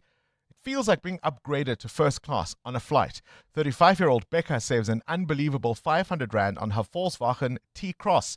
Get a quote now and see if Outsurance can't save you money. Ask for 500 Rand or 1,500 Rand if you've been claim-free with the same insurer for 3 years. Get savings or cash. SMS out to 45142. So that's out to 45142.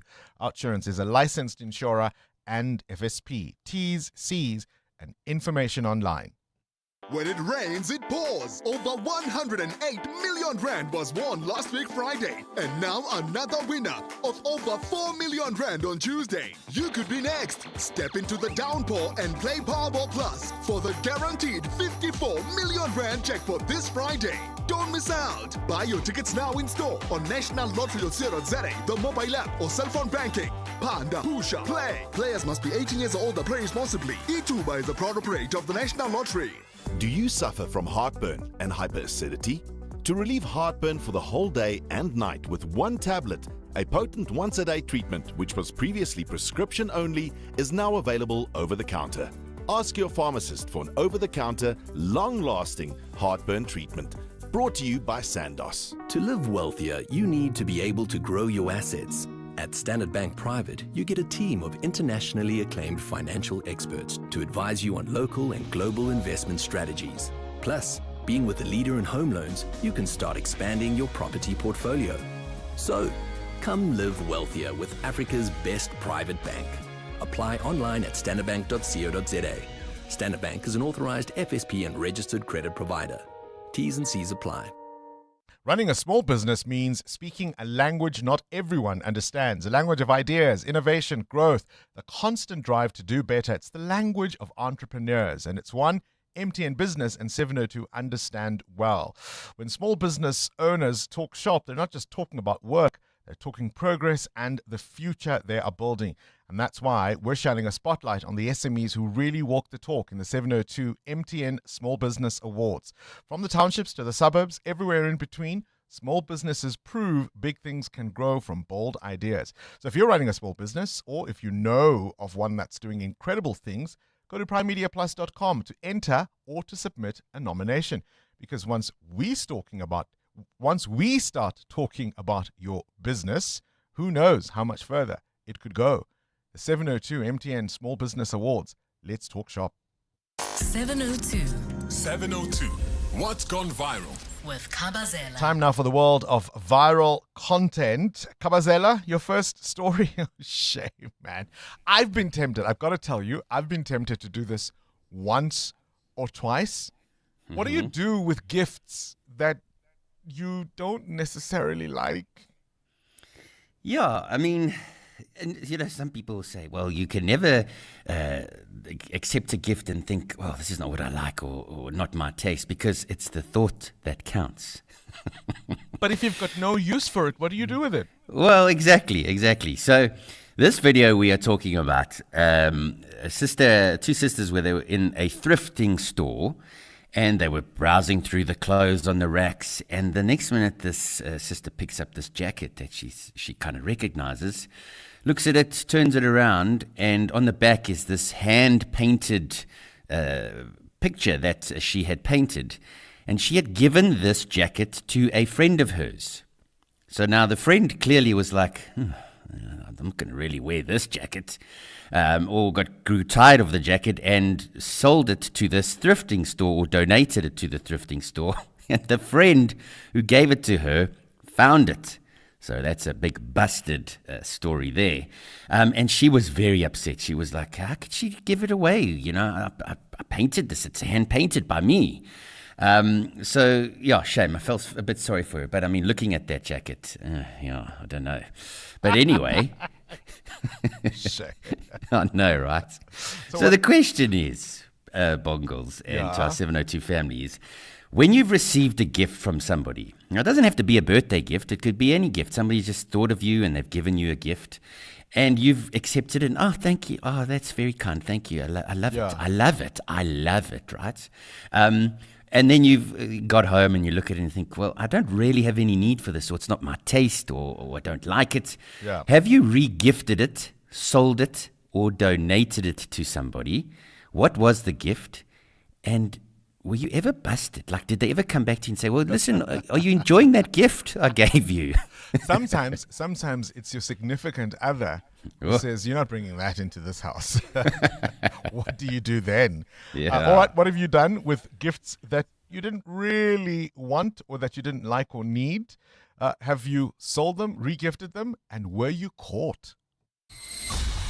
EWN Traffic. This EWN Traffic brought to you by South African Airways. See just how far you can go with them. Book at flysaa.com now. Amo?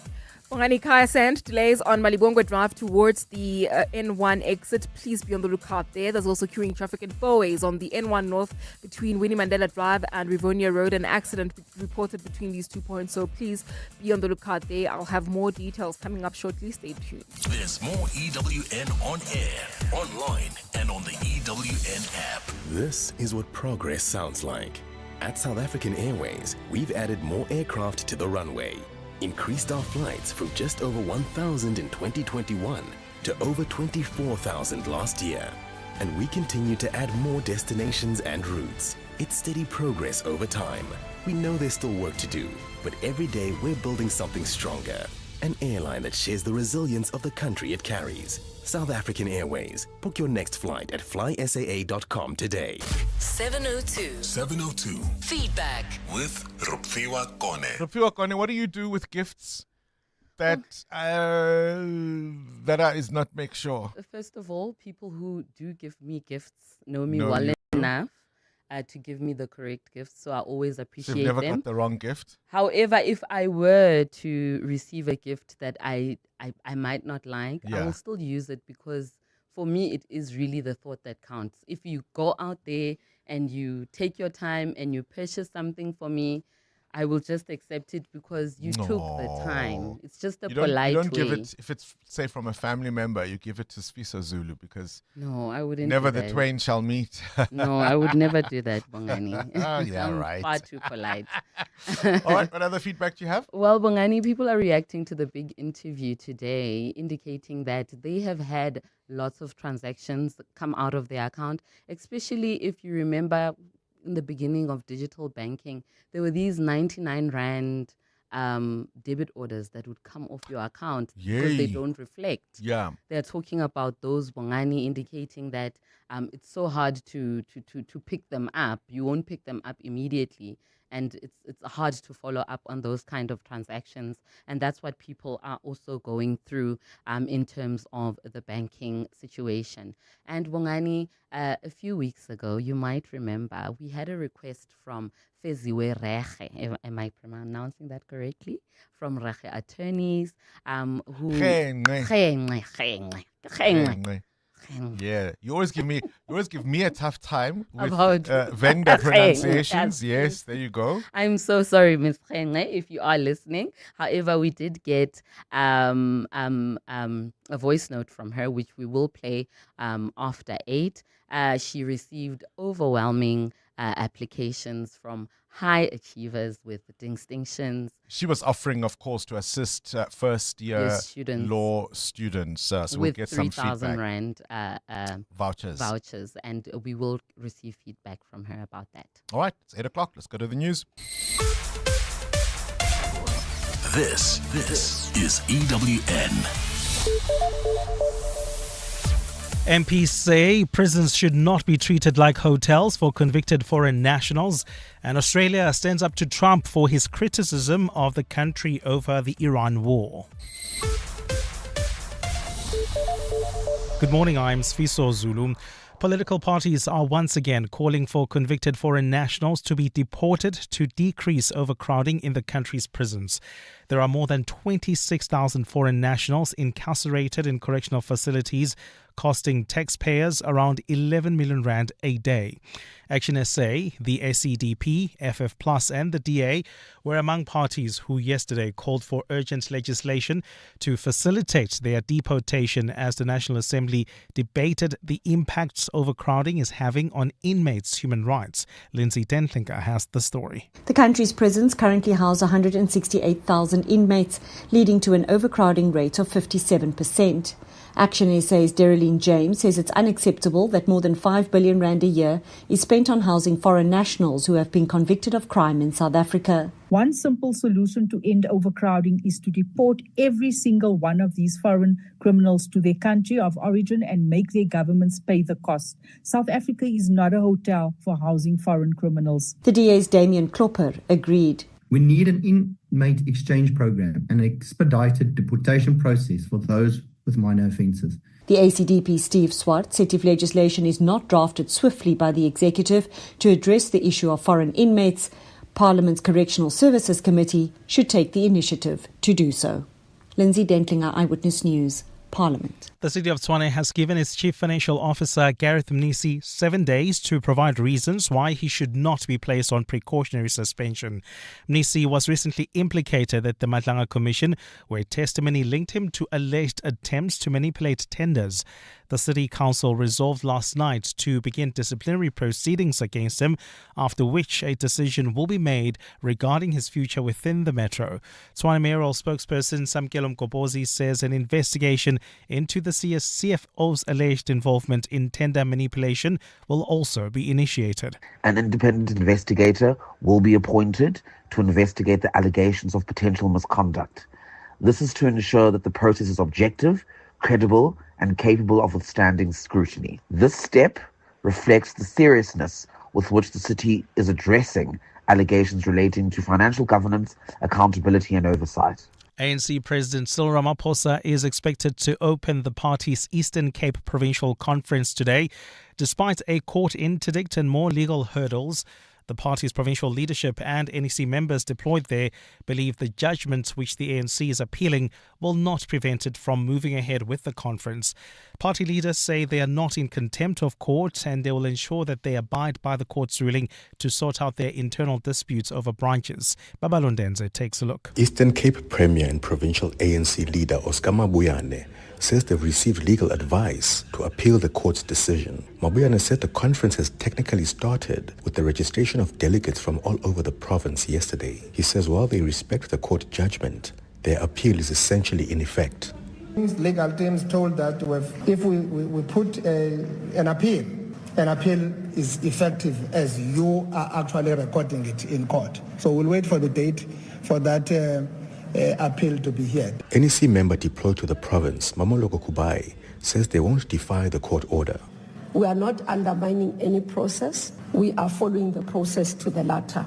Mabuyane is seeking a third term as provincial leader and will lock horns with former ally and provincial secretary Lula Mangugaitobi. Babalon Dancer, Eyewitness News, Kukombo. And Australia says it was not consulted by the US over the war with Iran, which is having a massive global economic impact. Prime Minister Anthony Albanese has responded to US President Donald Trump's swipe that the US ally is not doing enough to dispatch warships to secure crucial oil supply routes through the Strait of Hormuz. The war has engulfed much of the Middle East since the US and Israel launched strikes against Iran on the 28th of February. Australia says it is in close contact with Gulf states under attack from Iran, providing a surveillance aircraft to help defend the United Arab Emirates, where many Australians live.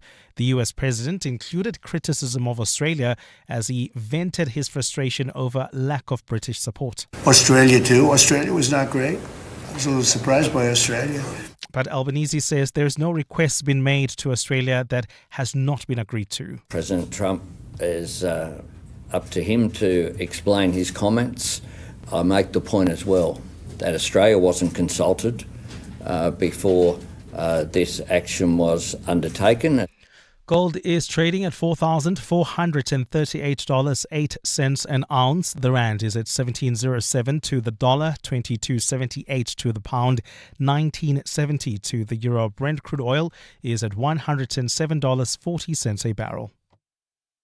And in the traffic, we've got delays on the Mark 1 North between Boysons Road and the Crown Interchange. There's also queuing traffic reported on the N3 North. Roadworks are causing these delays between the Elands Interchange and Van Buren Road. And in your sport, Moses Mabhida Stadium will be hosting Bafana Bafana against Panama this evening, while the United Rugby Championship has the Sharks up against Cardiff Rugby.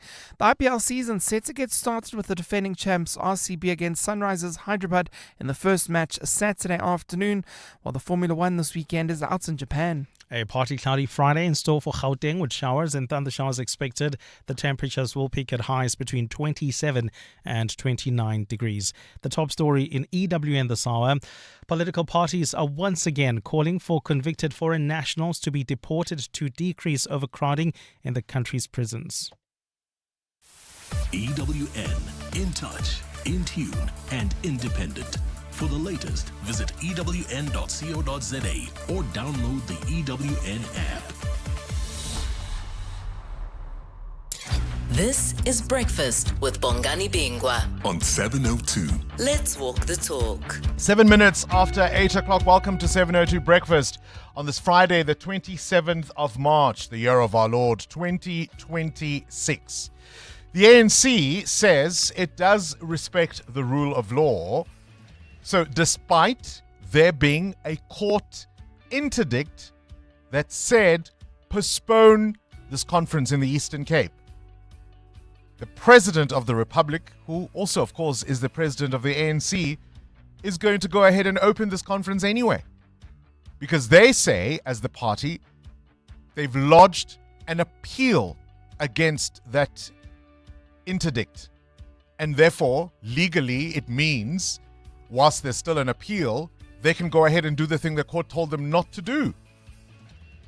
What makes this an extraordinary development, in my view, is that the convener of deployees in the province, whom you heard in that clip in Eyewitness News, is none other than Mamoloko Kubai, who's the Justice Minister, the Justice and Constitutional Development Minister.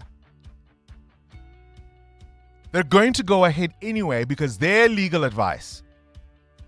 And if the court comes and rejects their appeal, oh, sorry. Sorry, Askis, because we just. What was the point then of the it's quite unbelievable. What was the point of those who opposed the start of this conference because they said there were procedural issues? What was the point of them going to court if the party can just simply say, oh, we'll lodge an appeal and continue anyway? This is Breakfast with Bongani Bingwa on 702. Let's walk the talk. I just asked Amo and Muteo, Ndim, am I the drama? I mean, how does it work? How does it work? You just... I'd love to hear your thoughts. I mean, I'm no legal expert, but I'd love to hear your thoughts about how they should proceed and whether or not this move by the ANC does in fact respect the law as they claim to do. The applicants are warning that going ahead with this conference this weekend could amount to contempt of court. Let's see. Let's talk. We're listening. What do you do with those not unwanted gifts? So, Kabazela's video. Yeah. Somebody makes a jacket for a friend, right? Gifts them the jacket. Oh, thank you. Then the maker of the jacket, the gifter, finds herself at a thrift shop. And there is the jacket she gifted being sold. Clearly the recipient didn't want it. What do you do with gifts you don't appreciate? And if you've passed them on to someone else, have you been caught? 2 questions for you. What did I do with what? was the gifter a skilled designer, first of all? And secondly, does it matter? Can we say maybe the receiver counts. believed so much in the jacket and the work, they thought the rest of the world should see it? You've got a future as a spin doctor. If radio and television don't work out, Mateo. Hey, maybe you could spin it for the ANC, hey? Look, I was thinking as you were saying that about the ANC, the fact that things have been plans have been made, tents put up, the suppliers that we have booked already and paid, so the show must go on. But that's not near enough good reason for them to have continued with that conference. Yeah, because if they lose the appeal, what happens then? Will all of whatever the outcomes will be from this weekend be nullified and then they have to redo it anyway? Sure, the suppliers won't mind coming back. Do you know what I mean? Well, that's if they get paid, right? Andre, you're in Midrand. What do you want to talk about? Yeah, absolutely. Your comment around the current situation with the ANC. Go ahead. I just think we need to understand the picture. You need to, as I always say in forensic auditing, look at everything, right? We've got a current ANC that it has put presidents in, but not one of the presidents after Madiba has ever ended his period. They've all been impeached. Then we've got ANC, every time they get caught with their hands in the cookie jar, there's an inquiry, nog an inquiry, another inquiry, and nothing gets done. They put the people in the places.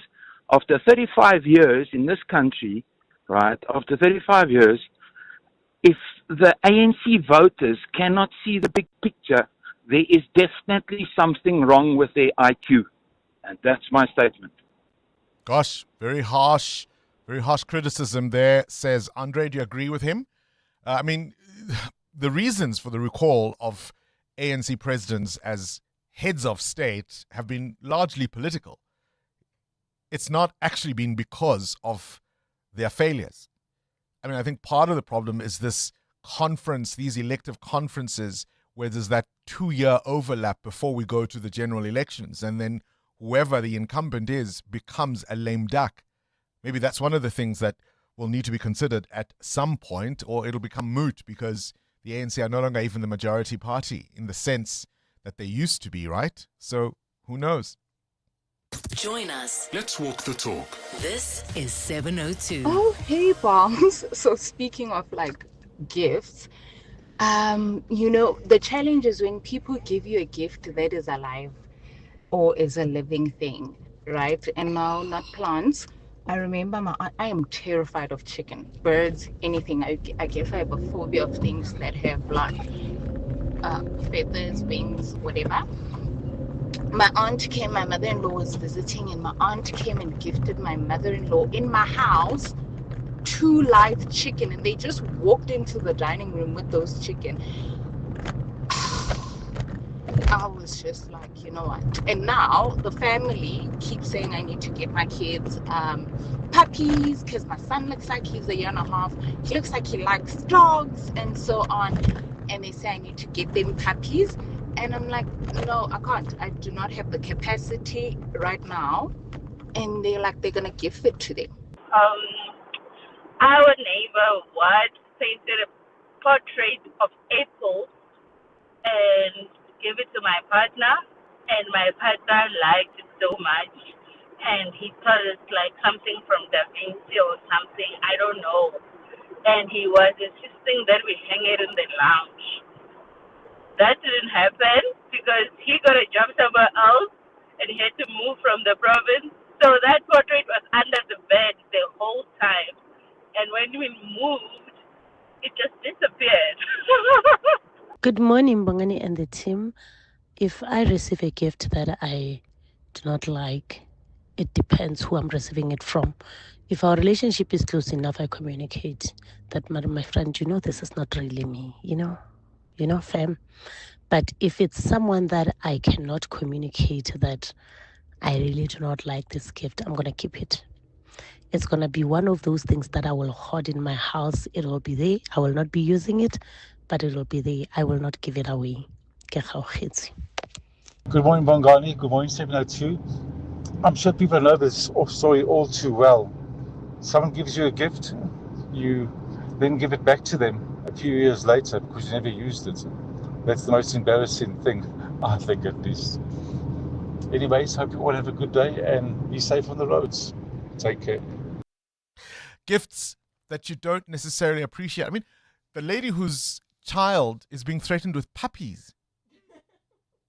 And people feel that way about your kids, right? You say no, and they think, no, I will override that decision and give you, Yeban, I would die. Chickens?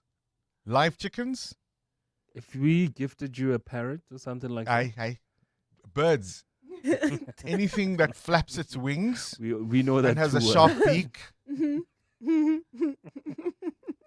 And feet that look like claws. What's that old English saying, looking a gift horse in the mouth? I don't think you tell someone that it's not me. No. Then they're going to keep buying you things you don't want. No. You must just accept them every time. It's a gift. Aye. Yeah, you can't say, oh, friend, but I don't like this. No, that's so mean. Of course you can. No. The gift, presumably the gift is about me, is it not? It's right? No. It's my birthday. No, hold on. You're giving me a gift, so the focus is on me. I'm telling you, not this. Next time, thank you, appreciate the thought, but next time, I don't want a puppy. There will never be This a next depends. time. If you do that, Yeah. there will never be. That's fine, because I'm Also- not going to appreciate what you're going to get me the next time anyway. Let's leave it. And that's why it's important. A month before your birthday, release that list that says, this is what I want, this is what I expect. There's nothing wrong with doing that. Morning, Bongani, and morning to your listeners. This is Peter from Adverts. Well, regarding this banking fraud and scheming of people, I think what the banks should also do or implement. I know on the app there's an option to block the card, but we all know that we no longer use cards nowadays. So the other option which I think it might work is on the very same bank app, they must just create an option whereby you freeze the whole account so that nothing can come in or come out. And then you will unfreeze it whenever you think everything is fine. So they must just introduce that option of freezing all of your account whereby no one will do anything to them. EWN Traffic. All right, 19 after 8, this EWN Traffic brought to you by Outsurance. SMS out to 45142 now. You could save on your car insurance. If you don't, ask them for 500 Rand. Well, Bongani, we've got delays on the N3 North. This is between the Elands Interchange and Van Buren Road. There's also slow-moving traffic on the N1 North towards Roodepoort. This is just as you exit Albertina Sisulu Road. And do remember that power outage in Roodepoort. So as a result, certain junctions will be out of order. Please be on the lookout and do expect delays. Traveling in the city of Tshwane, we've got delays on the N1 North. This is between John Forster Drive and the Flying Saucer Interchange. Peak time delays there. More updates coming up. Stay tuned. There's more EWN on air, online, and on the EWN app. The Outsurance pointsmen know that every car on the road carries a story. There's a car with a nervous but excited first-time driver waiting for the perfect gap to switch lanes. I can do this. The pressure. The Outsurance pointsman knows not just a car in traffic. It's a sense of freedom and independence on the move. Every story is different, and every story matters. That's why the Outsurance pointsmen have been doing what they do since 2005, in proud partnership with 702. Outsurance is a licensed insurer and FSP. This Sunday, something big is going down. The DP Lions are in the one-day cup final at the DP World Wanderers Stadium. The match starts at 10 a.m., so it's the perfect day out with friends or family. Tickets are only 50 Rand. Look forward to big hits, big moments, live music, great food, ice-cold drinks, and your shot at 50,000 Rand with the one-handed catch. So round up your crew, fill up the stadium, and back the pride. Sunday, 29 March, 10 a.m., DP World Wanderers Stadium. Hashtag the pride of Josie. Gamers, this one's for you. Unlock lightning-fast home connectivity and get your Vodacom 5G home router with 400 gigs and 20 megabits per second download speed for just 749 per month over 36 months. Plug and play instantly. Plus, get a Nintendo Switch 2 worth 12,449. Game online, stream, connect, all in one deal. Exclusive to Vodacom World. Limited stock. Visit us today. T's and C's apply. Further together, Vodacom. Heard of a house that's Kong? Don't let yours be the next because of low-grade materials. Shop at Cash Build, where you'll find trusted quality building materials at the lowest prices every single time. Plus, until 30 April, when you spend 250 Rand or more in store at Cash Build, you stand a chance to win airtime, cash, and product prices. Tantama chance with Cash Build. When you shop for quality building materials you can rely on. Inquire with our friendly staff in store on how to enter our Easter competitions. Cash Build. Dreaming of your next getaway?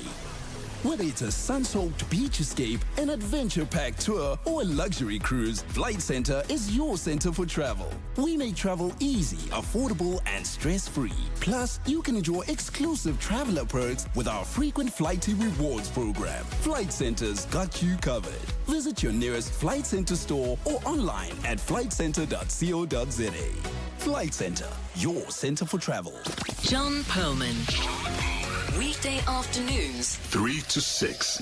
If you decide that you're not going to get tax revenue from one source, presumably that money's got to come from somewhere else? Or is it fair to say what you can do is cushion the public from this really, I called it, brutal increase? The difficulty here is that what we are trying to tackle is a question of the limitations of a levy system. You look at how the fuel price is determined in South Africa, there are two levies in particular. There's a general levy and then there's a specific levy which goes to the road accident fund. John Perlman. 3 to 6 on 702. 702 Afternoon Drive with John Perlman is proudly brought to you by Telkom Business. Possible begins here. 702. The World View with Adam Gilchrist. Catch up with news from elsewhere in the world now. Adam, a very good morning to you. We'll start in Spain. An agonizing euthanasia decision. Yeah, there are details of this that are frankly a bit upsetting, and spoiler alert, it does not end well. But here we have a story of a woman who died yesterday, at least it was announced last night she had died by euthanasia, by lethal injection. A very young woman who lived in Barcelona, Noelia Castillo, aged 25. The deal is here that she had tried to take her own life 4 years ago or so, and had failed, but the suicide process that she went through had left her as a paraplegic and therefore unable to do a great deal physically anymore, certainly unable to take her own life again. So a court has ruled, after a very lengthy case and all sorts of fights with her parents, her father in particular was challenging her legally, saying that she should not be allowed to be euthanized, but she won her case and has ultimately now disappeared from this earth. She had claimed before that she had been sexually assaulted by an ex-boyfriend, that she'd been mass assaulted by a number of men in a nightclub. She said that growing up she'd always felt alone. She clearly had some mental health issues. For her to have attempted suicide at the age of 22 or so, it again stresses that she was needing some help and perhaps never found it or didn't get it or didn't accept it. But here we are then with a case that absolutely highlights how fraught cases of euthanasia can be. And her own mother says that she does not agree with the decision, but respects it. But oh my word, it must be just heartbreaking for all the family and for the poor young woman and what she went through over the past several years, trying to kill herself and ultimately having the state do it for her. Oh, gosh. I mean, as you say, sad for everyone all round. And of course, as geopolitical tensions are on the rise, it would seem another theatre could be the North Sea, Adam. Yeah, and they are being linked as well. So we've got President Trump on the one hand telling us that he could unleash hell on Iran, but also telling us that negotiations are going very well with the country that says they're not negotiating. I like the Iran foreign minister. I mean, generally don't like him. But anyway, he says passing notes through other countries doesn't count as dialogue. So you get the idea that in a classroom, people are passing notes. Let's have some peace talks. Pass them to Judy on the right. She'll pass it on. But here we have the UK Prime Minister. He's at a security conference in Helsinki in Finland, and a number of northern allies, so Northern Europe and Scandinavia, are involved. And Sir Keir Starmer says we must accept we're involved in two wars. There's a feeling in the UK, as I think there is in plenty of other countries, that Ukraine and Iran are very arm's length, whatever we're doing to support, particularly Ukraine. But the Royal Navy has now been told they have instructions from the government. They can board and detain any rogue Russian ships that come into UK territorial waters. We're generally not talking about the Russian Navy. We're talking about the shadow fleet, the oil tankers that are flying under spurious flags. So to board one of those, and they often have Russian security officers on board, does that feel like an escalation? Maybe a necessary escalation, but if we've got a security conference where they're putting Iran and Ukraine and those situations hand in glove, yeah, the world is changing, isn't it? Sometimes, Adam, a story is simply too good to be true. So this is one, we think. So I love this. It's gone viral. Gazillion people have watched the photos and indeed the video that came out of it in China and now outside of China. It's the story of 7 dogs who were being carted off. They've been kidnapped from their homes in China and carted off to a meat factory. But on the way there, they jumped free of the van. They escaped the butcher's knife, and the 7 of them, including a corgi, a lead corgi called Big Fat, who was leading the group, and a slightly wounded German shepherd who was cared for by the others. They managed to make their way home across 2 days, traveling 20 kilometers through villages, along the side of a motorway at one stage, across cornfields, and made it home. The problem is, it turns out to be fake, and indeed may have been AI helped along the way with the video, etc., etc. There were indeed 7 stray dogs who were snapped at the side of the road, but the rest of it is all made up. But do you know what? In this day and age, Homeward Bound meets A Dog's Journey meets The Magnificent Seven. Even if it's fake, I think I'd probably still go and see the Disney version of this. Something like Homeward Magnificent Dogs. Yeah, I would go and watch that, although it's a bit disappointing. It's not a real story. There we are. Adam, sometimes Lassie doesn't come home. Oh, don't say that. Of course she does. I've seen it in the movies from 1950 something. That's this morning's Worldview. EWN Business. I was fooled once, Mateo Haripe, by a story. It had something to do with an elephant rescuing a lion cub or something, and I retweeted it. It was all about these prescient animals with sensitivity. And it felt good. I tell you what, the SARB for now is not doing anything as far as interest rates are concerned. Yes, the SARB choosing to sit on its hands for now, but it's basically buying more time for South African consumers to adjust their household budgets. The South African Reserve Bank deciding to keep interest rates unchanged at 6.75%. So if you were expecting a rate cut, for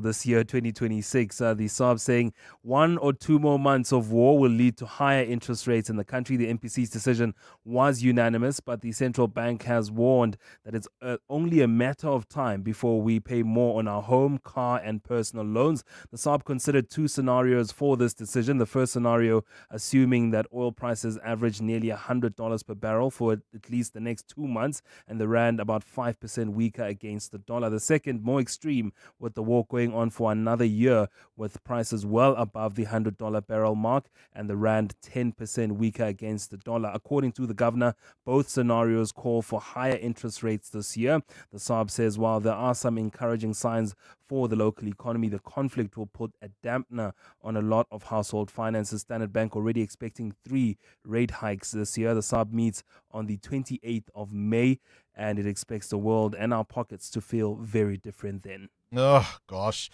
What? Let's look at your indicators. What are the numbers saying at this hour, Mthatha? Well, Asia Pacific markets were down. The US markets were down yesterday. The JSE also down by more than 1,000 points yesterday, responding mostly, of course, to what the SARB had to say on interest rates. The rand at this hour at 17.07 against the US dollar. It's been flat at 19 rand 70 against the euro and at 22 rand 78 cents against the British pound. Price of gold is up 2% at $4,464 an ounce, while platinum is up 3.5% at $1,887. Brent crude up more than 1% at $107 a barrel. Stephen Crotis will bring a wrap of the week's business later this afternoon. All right, let's go straight to the news desk. What's the latest? Fiso Zulu from the Auditor General. Well, Bongani, good morning. Tsakane Maluleke says poor control within government's ICT systems is creating vulnerability that exposes it to potential cyber attacks. Maluleke also identified critical gaps, including a high rate of vacant key positions, noting a heavy reliance on consultants due to a shortage of specialized skills. She was speaking in Pretoria during a presentation on the latest national and provincial audit outcomes. Demakatso Leshoro reports. The Auditor General has warned that serious weaknesses in government's ICT systems are a cause for concern, putting into question state security's ability to deliver services. The Departments of Public Works, Justice, as well as the CIPC are some that have been attacked in recent years. Maluleke says progress in modernizing the ICT system has been slow, while legacy systems remain a major risk. She says at the time of technological advancements elsewhere in government, ICT is not treated as a priority to support service delivery. She's called for urgent action, including filling critical vacancies. Dimagato Leshoro, Eyewitness News. Employees at the gutted Botha Sikawu building in Mthatha will be relocated to alternative workspaces after a fire there. It's been 2 days since the historic building burnt, destroying government offices belonging to 9 departments. The Hawks will investigate the cause of the blaze. Ntlantla Mabaso reports. While it's been over 48 hours since the fire gutted the building, the area remains hazardous for investigators to work on site. As a result, authorities say it may take longer for assessments to be conducted. They say the blaze has also caused a service delivery backlog as departments cannot function. Public Works and Infrastructure MEC Siphokazi Lusiti says head of departments and district directors will be consulting their workforces for alternative offices. The alternative accommodation we are opting for is purely white government owns in this vicinity of Mthatha primarily, and secondly get the rest of the OR Tambo region. The affected workers will be offered psychological counseling beginning today. Ntlantla Mabaso, Eyewitness News, Mthatha in the Eastern Cape. The DA in Tshwane is calling for a comprehensive investigation into corruption allegations which emerged at the Madlanga Commission. One of the tenders under scrutiny is a 2.9 billion rand security contract that was awarded to 22 companies, despite being flagged as irregular by two separate bid evaluation committees. DA mayoral candidate Celia Brink says the corruption claims cannot be taken lightly. Now, the DA has brought a motion to today's council meeting where we want all of the revelations at Madlanga to be investigated in full. We want officials to be encouraged to go and testify there. More needs to be done because there are more revelations. And rapper turned politician Belendra Shah will be sworn in as the new Prime Minister of Nepal after issuing his victory message in a rap song urging unity. The 35-year-old reformist swept polls this month on a platform of youth-driven political change just 6 months after a deadly 2025 uprising toppled the government. At least 77 people were killed in the anti-corruption youth uprising, which began over a brief social media ban but tapped into long-standing fury over economic hardships in the nation of 30 million people. Shah's RSP party won the election earlier this month in a landslide, winning a commanding majority of 182 in the 275-seat House of Representatives. A partly cloudy Friday in store for Gauteng with showers and thunder showers expected today. The temperatures will peak at highs between 27 and 29. And in the traffic on the R21 north, we've got roadworks taking place, causing delays approaching Olifantsfontein Road. While travelling in Edenville, an accident on the N3 north that happened near Modderfontein Road, causing delays. The top story this hour, Auditor General Tsakani Maluleke says poor control within government's ICT systems is creating vulnerability that exposes its potential to cyber attacks. The Midday Report. Weekdays, 12 to 1. How do we stop our National Police Commissioner from becoming an accused? So there could be the suggestion that the top police officer in the country doesn't get paid enough. How do we resolve this? I've said before, we need a full reset of the police. They've done that before. Go look at the case of Georgia. Go look at the case of Singapore. What has been done there to overhaul the police entirely. We just can't keep having this situation where every police commissioner somehow lands up either as an accused or being dismissed from their job before the term ends. The Midday Report with Mandy Wiener. 12 to 1 on 702. 702. When it rains, it pours. Over 108 million rand was won last week Friday. And now another winner of over 4 million rand on Tuesday. You could be next. Step into the downpour and play Powerball Plus for the guaranteed 54 million rand jackpot this Friday. Don't miss out. Buy your tickets now in store on nationallottery.co.za, the mobile app or cell phone banking. Panda, Pusha, play. Players must be 18 years old or play responsibly. E2 is the proud operator of the National Lottery. Calling all wedding planners and venues, restaurants, conference centers and hotels. Do you need tables and chairs? Home in One has it all. Do you need cutlery, crockery, table linen and restaurant equipment? Home in One has it all. Do you need tents, gazebos or umbrellas? Home in One has it all. Affordable prices, the latest trends with 2 branches in Pretoria and Johannesburg. Shop online at homein1.co.za because we're your #1 choice. Home in One has it all. Zakes owns an electrical business that lit up the neighborhood. Literally. One small spark, one big legal nightmare. But he has public liability insurance from Budget. The damage was covered and his clients sorted. Sharp. To get public liability cover, visit budgetinsurance.co.za. Budget Insurance, official insurer for good South Africans. Budget is a licensed non-life insurer and FSP. T's and C's online. This is what progress sounds like. At South African Airways, we've added more aircraft to the runway, increased our flights from just over 1,000 in 2021 to over 24,000 last year. And we continue to add more destinations and routes. It's steady progress over time. We know there's still work to do, but every day we're building something stronger. An airline that shares the resilience of the country it carries. South African Airways. Book your next flight at flysaa.com today. 702. WhatsApp Bongani on 072 702 1702. Hi, Bongani. I just want to comment on the topic of the banks taking responsibility for fraudulent transactions.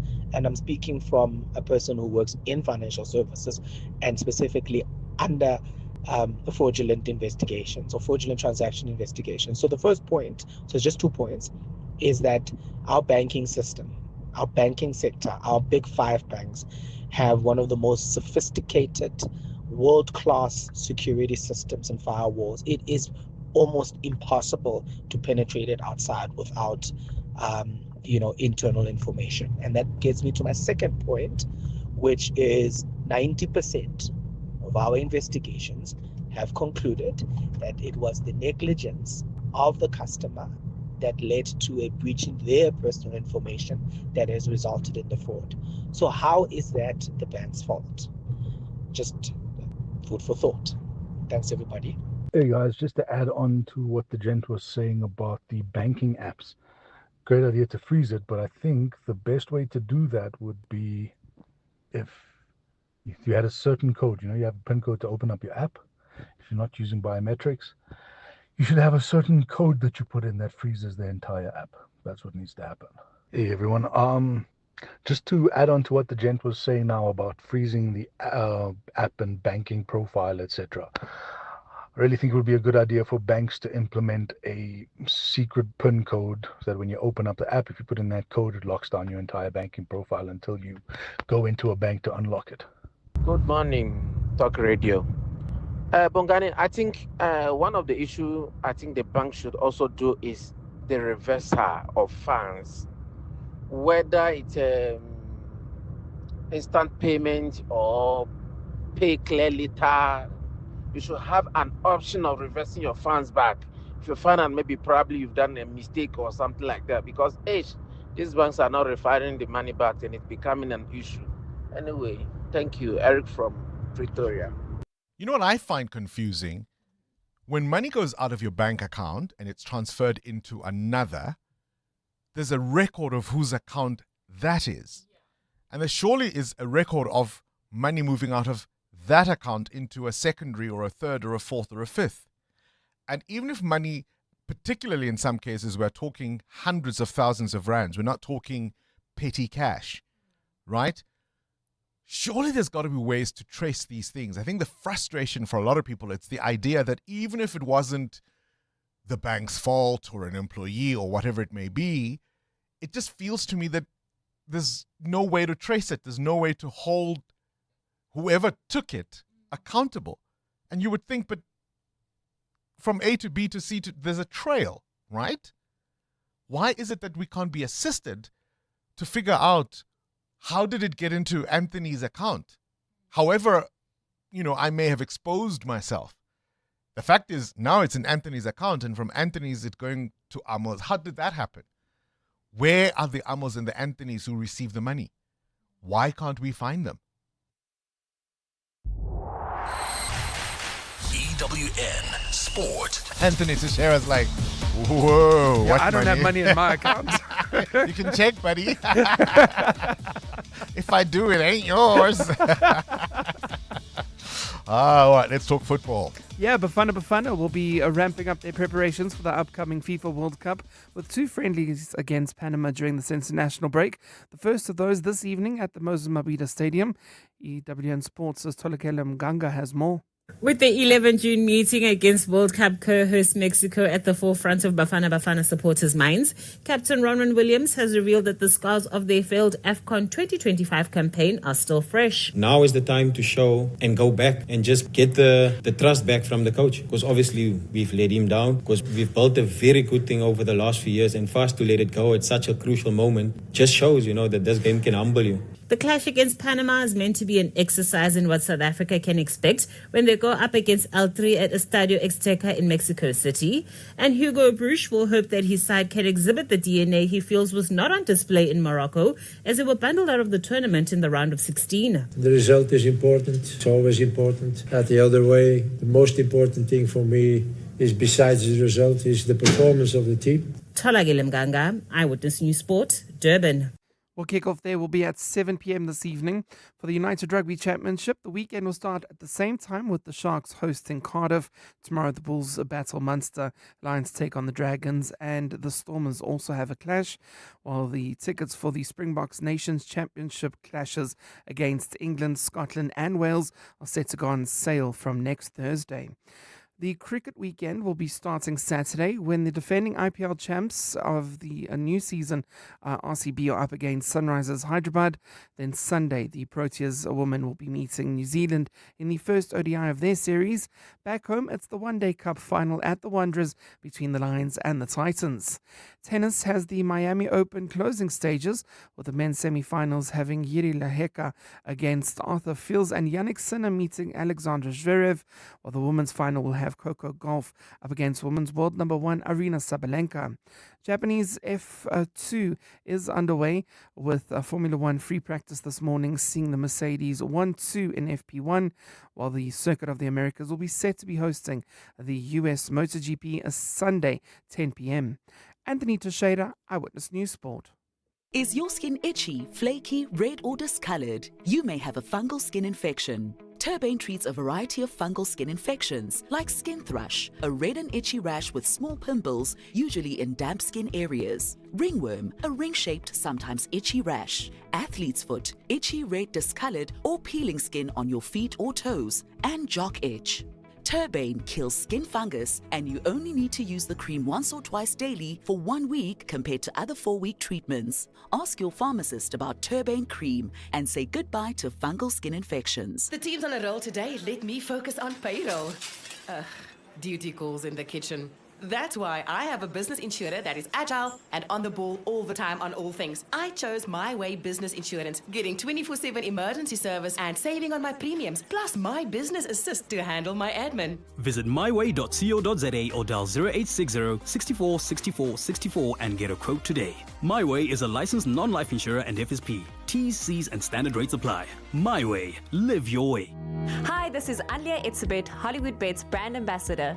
A reminder that you can still shoot for the stars while playing responsibly. If you or someone you know needs help, call the South African Responsible Gambling toll-free counselling line on 0800 006 008 or WhatsApp help to 076 675 0710. Hollywood Sportsbook is a licensed betting operator. Hollywood Bet supports responsible gambling. No persons under the age of 18 years are permitted to gamble. Winners know when to stop. Gauteng is currently experiencing high water consumption. To avoid water interruptions, residents are urged to use water sparingly to allow equitable supply. Act now. Save water. Every drop counts. This message is brought to you by the Department of Water and Sanitation, Rand Water, Gauteng Provincial Government, City of Johannesburg, City of Tshwane, and City of Ekurhuleni. EWN Traffic. 14 to 9, this EWN Traffic, brought to you by South African Airways. Get all-inclusive fares. Your seat, your meal, your baggage, it's all in. Book at flysaa.com. Amo? Well, Bongani, an accident on the N3 North. It's causing delays between Linksfield Road and Modderfontein Road. There's also queuing traffic on the M1 North. Peak time delays here between Boysons and Carr Street. While traveling towards Four Ways, do expect delays on the N1 North between Malibongwe Drive and Winnie Mandela Drive. In the city of Tshwane, most routes have cleared off traffic, but we still have got delays on the R21 North heading towards Tshwane. This is just as you approach Olifantsfontein Road. That's due to roadworks there. Please be on the lookout. More updates coming up. Stay tuned. There's more EWN on air, online, and on the EWN app. This is what progress sounds like.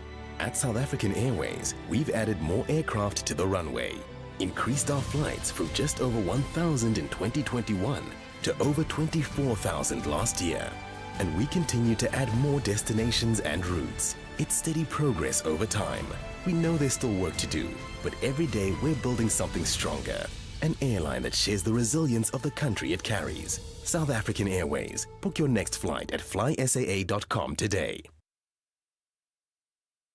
In business, the right connections change everything. It's the stability you need for that once-in-a-lifetime virtual pitch, the lightning-fast speeds that keep you ahead of deadlines, and the consistent high-quality signal your teams rely on every day. Because when your connectivity works seamlessly, so does your business. Power your workday with fast, reliable fiber from OpenServe, built to keep your operations running at full speed. Visit openserve.co.za today to learn more. T's and C's apply. Do you suffer from heartburn and hyperacidity? To relieve heartburn for the whole day and night with one tablet, a potent once-a-day treatment which was previously prescription only is now available over the counter. Ask your pharmacist for an over-the-counter, long-lasting heartburn treatment.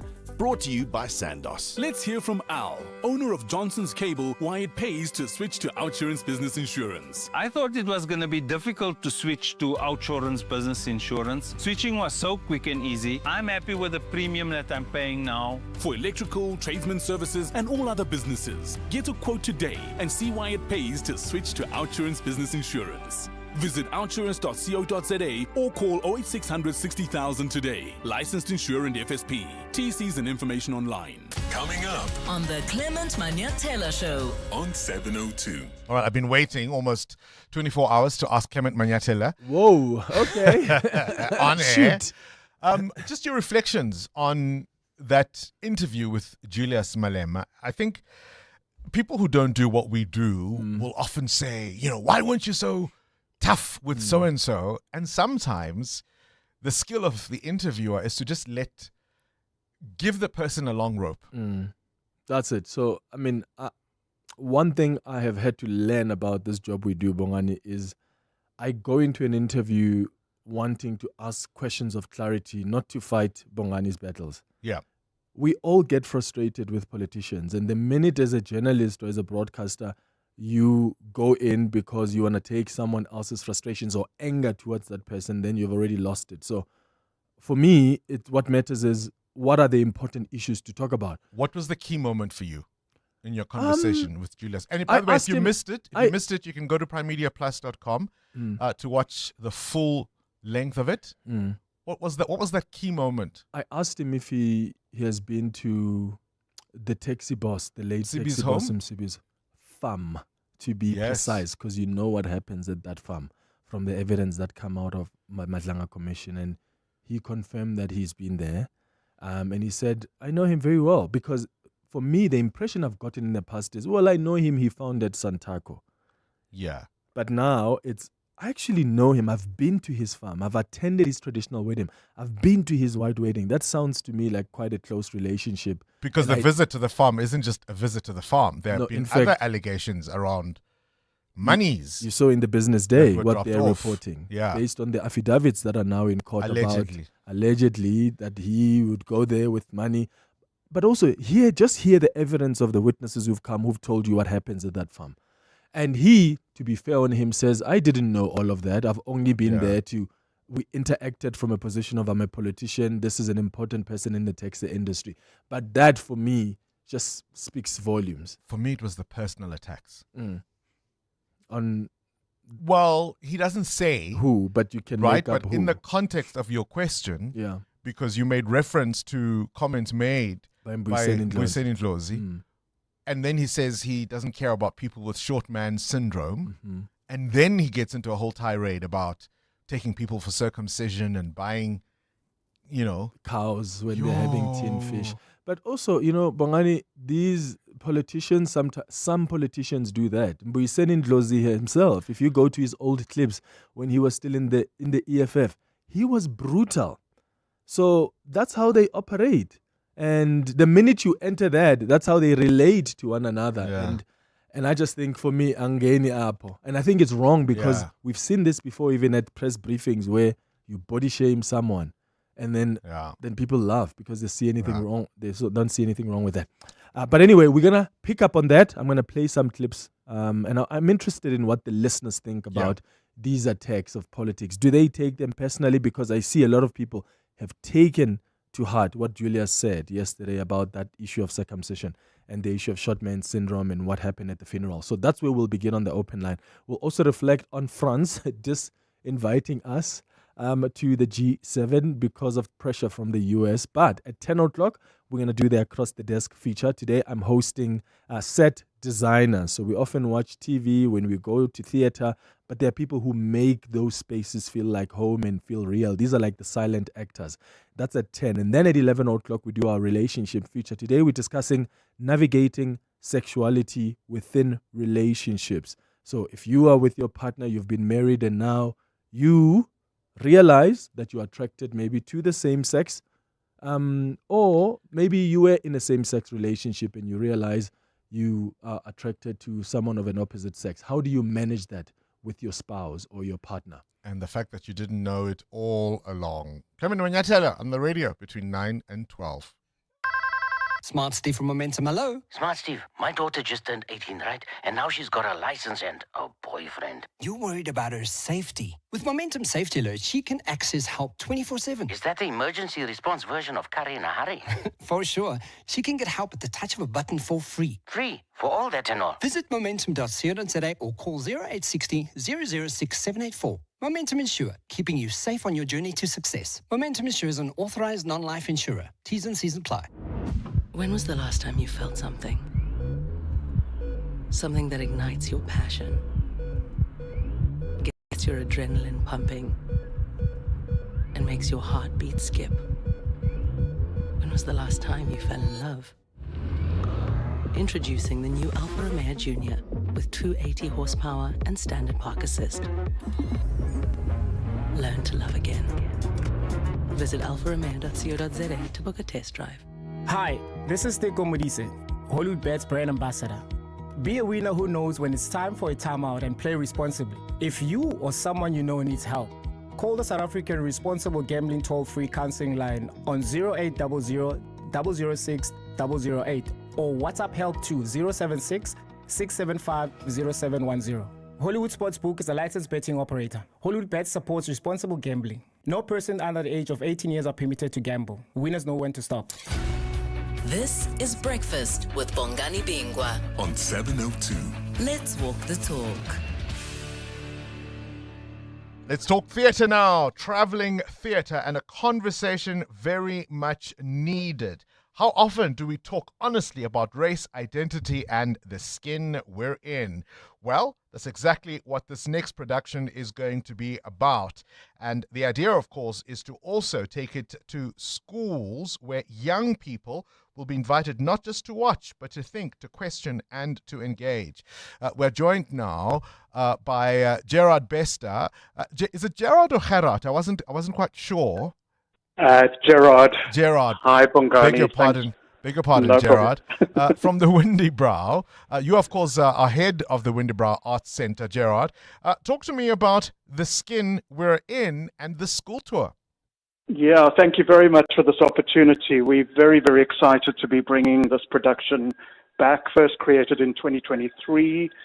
And it's really a play based on a book authored by Dr. Sandiwe Magona and Professor Nina Jablonski, and it's based on Nina's lifetime research around misuse of science to justify discrimination.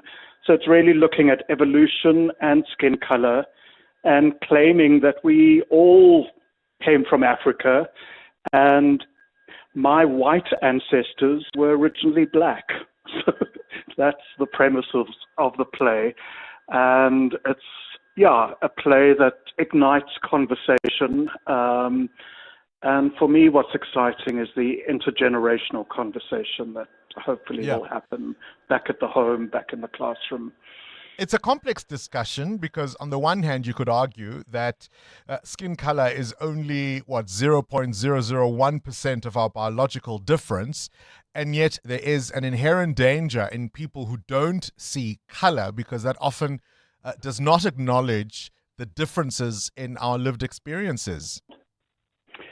Well, I've always referred to the quote that us whiteys are recovering racists, and I think it was Peter Dirk Ace that said that about us whiteys, and I think it's true that we always need to be working and conscious of our prejudices and what's passed down through generations of prejudice and discrimination. And so, I think that this conversation remains important and vital and, for young people.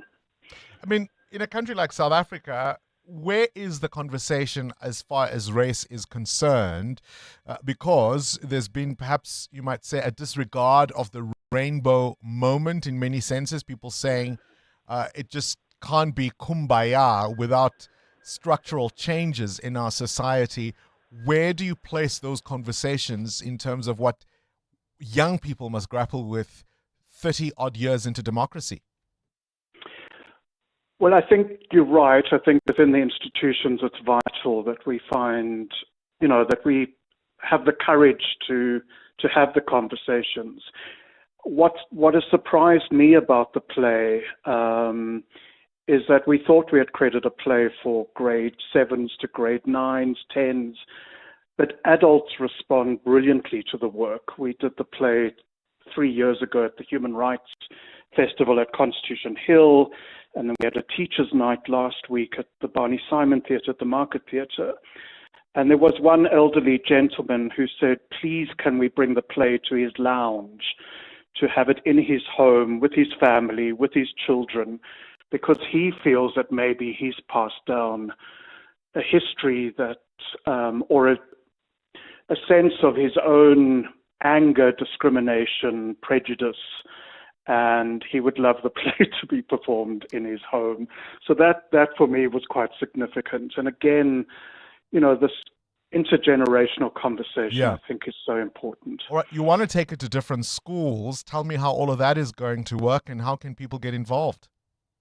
Well, all the information, the booking information is on the Market Theatre website.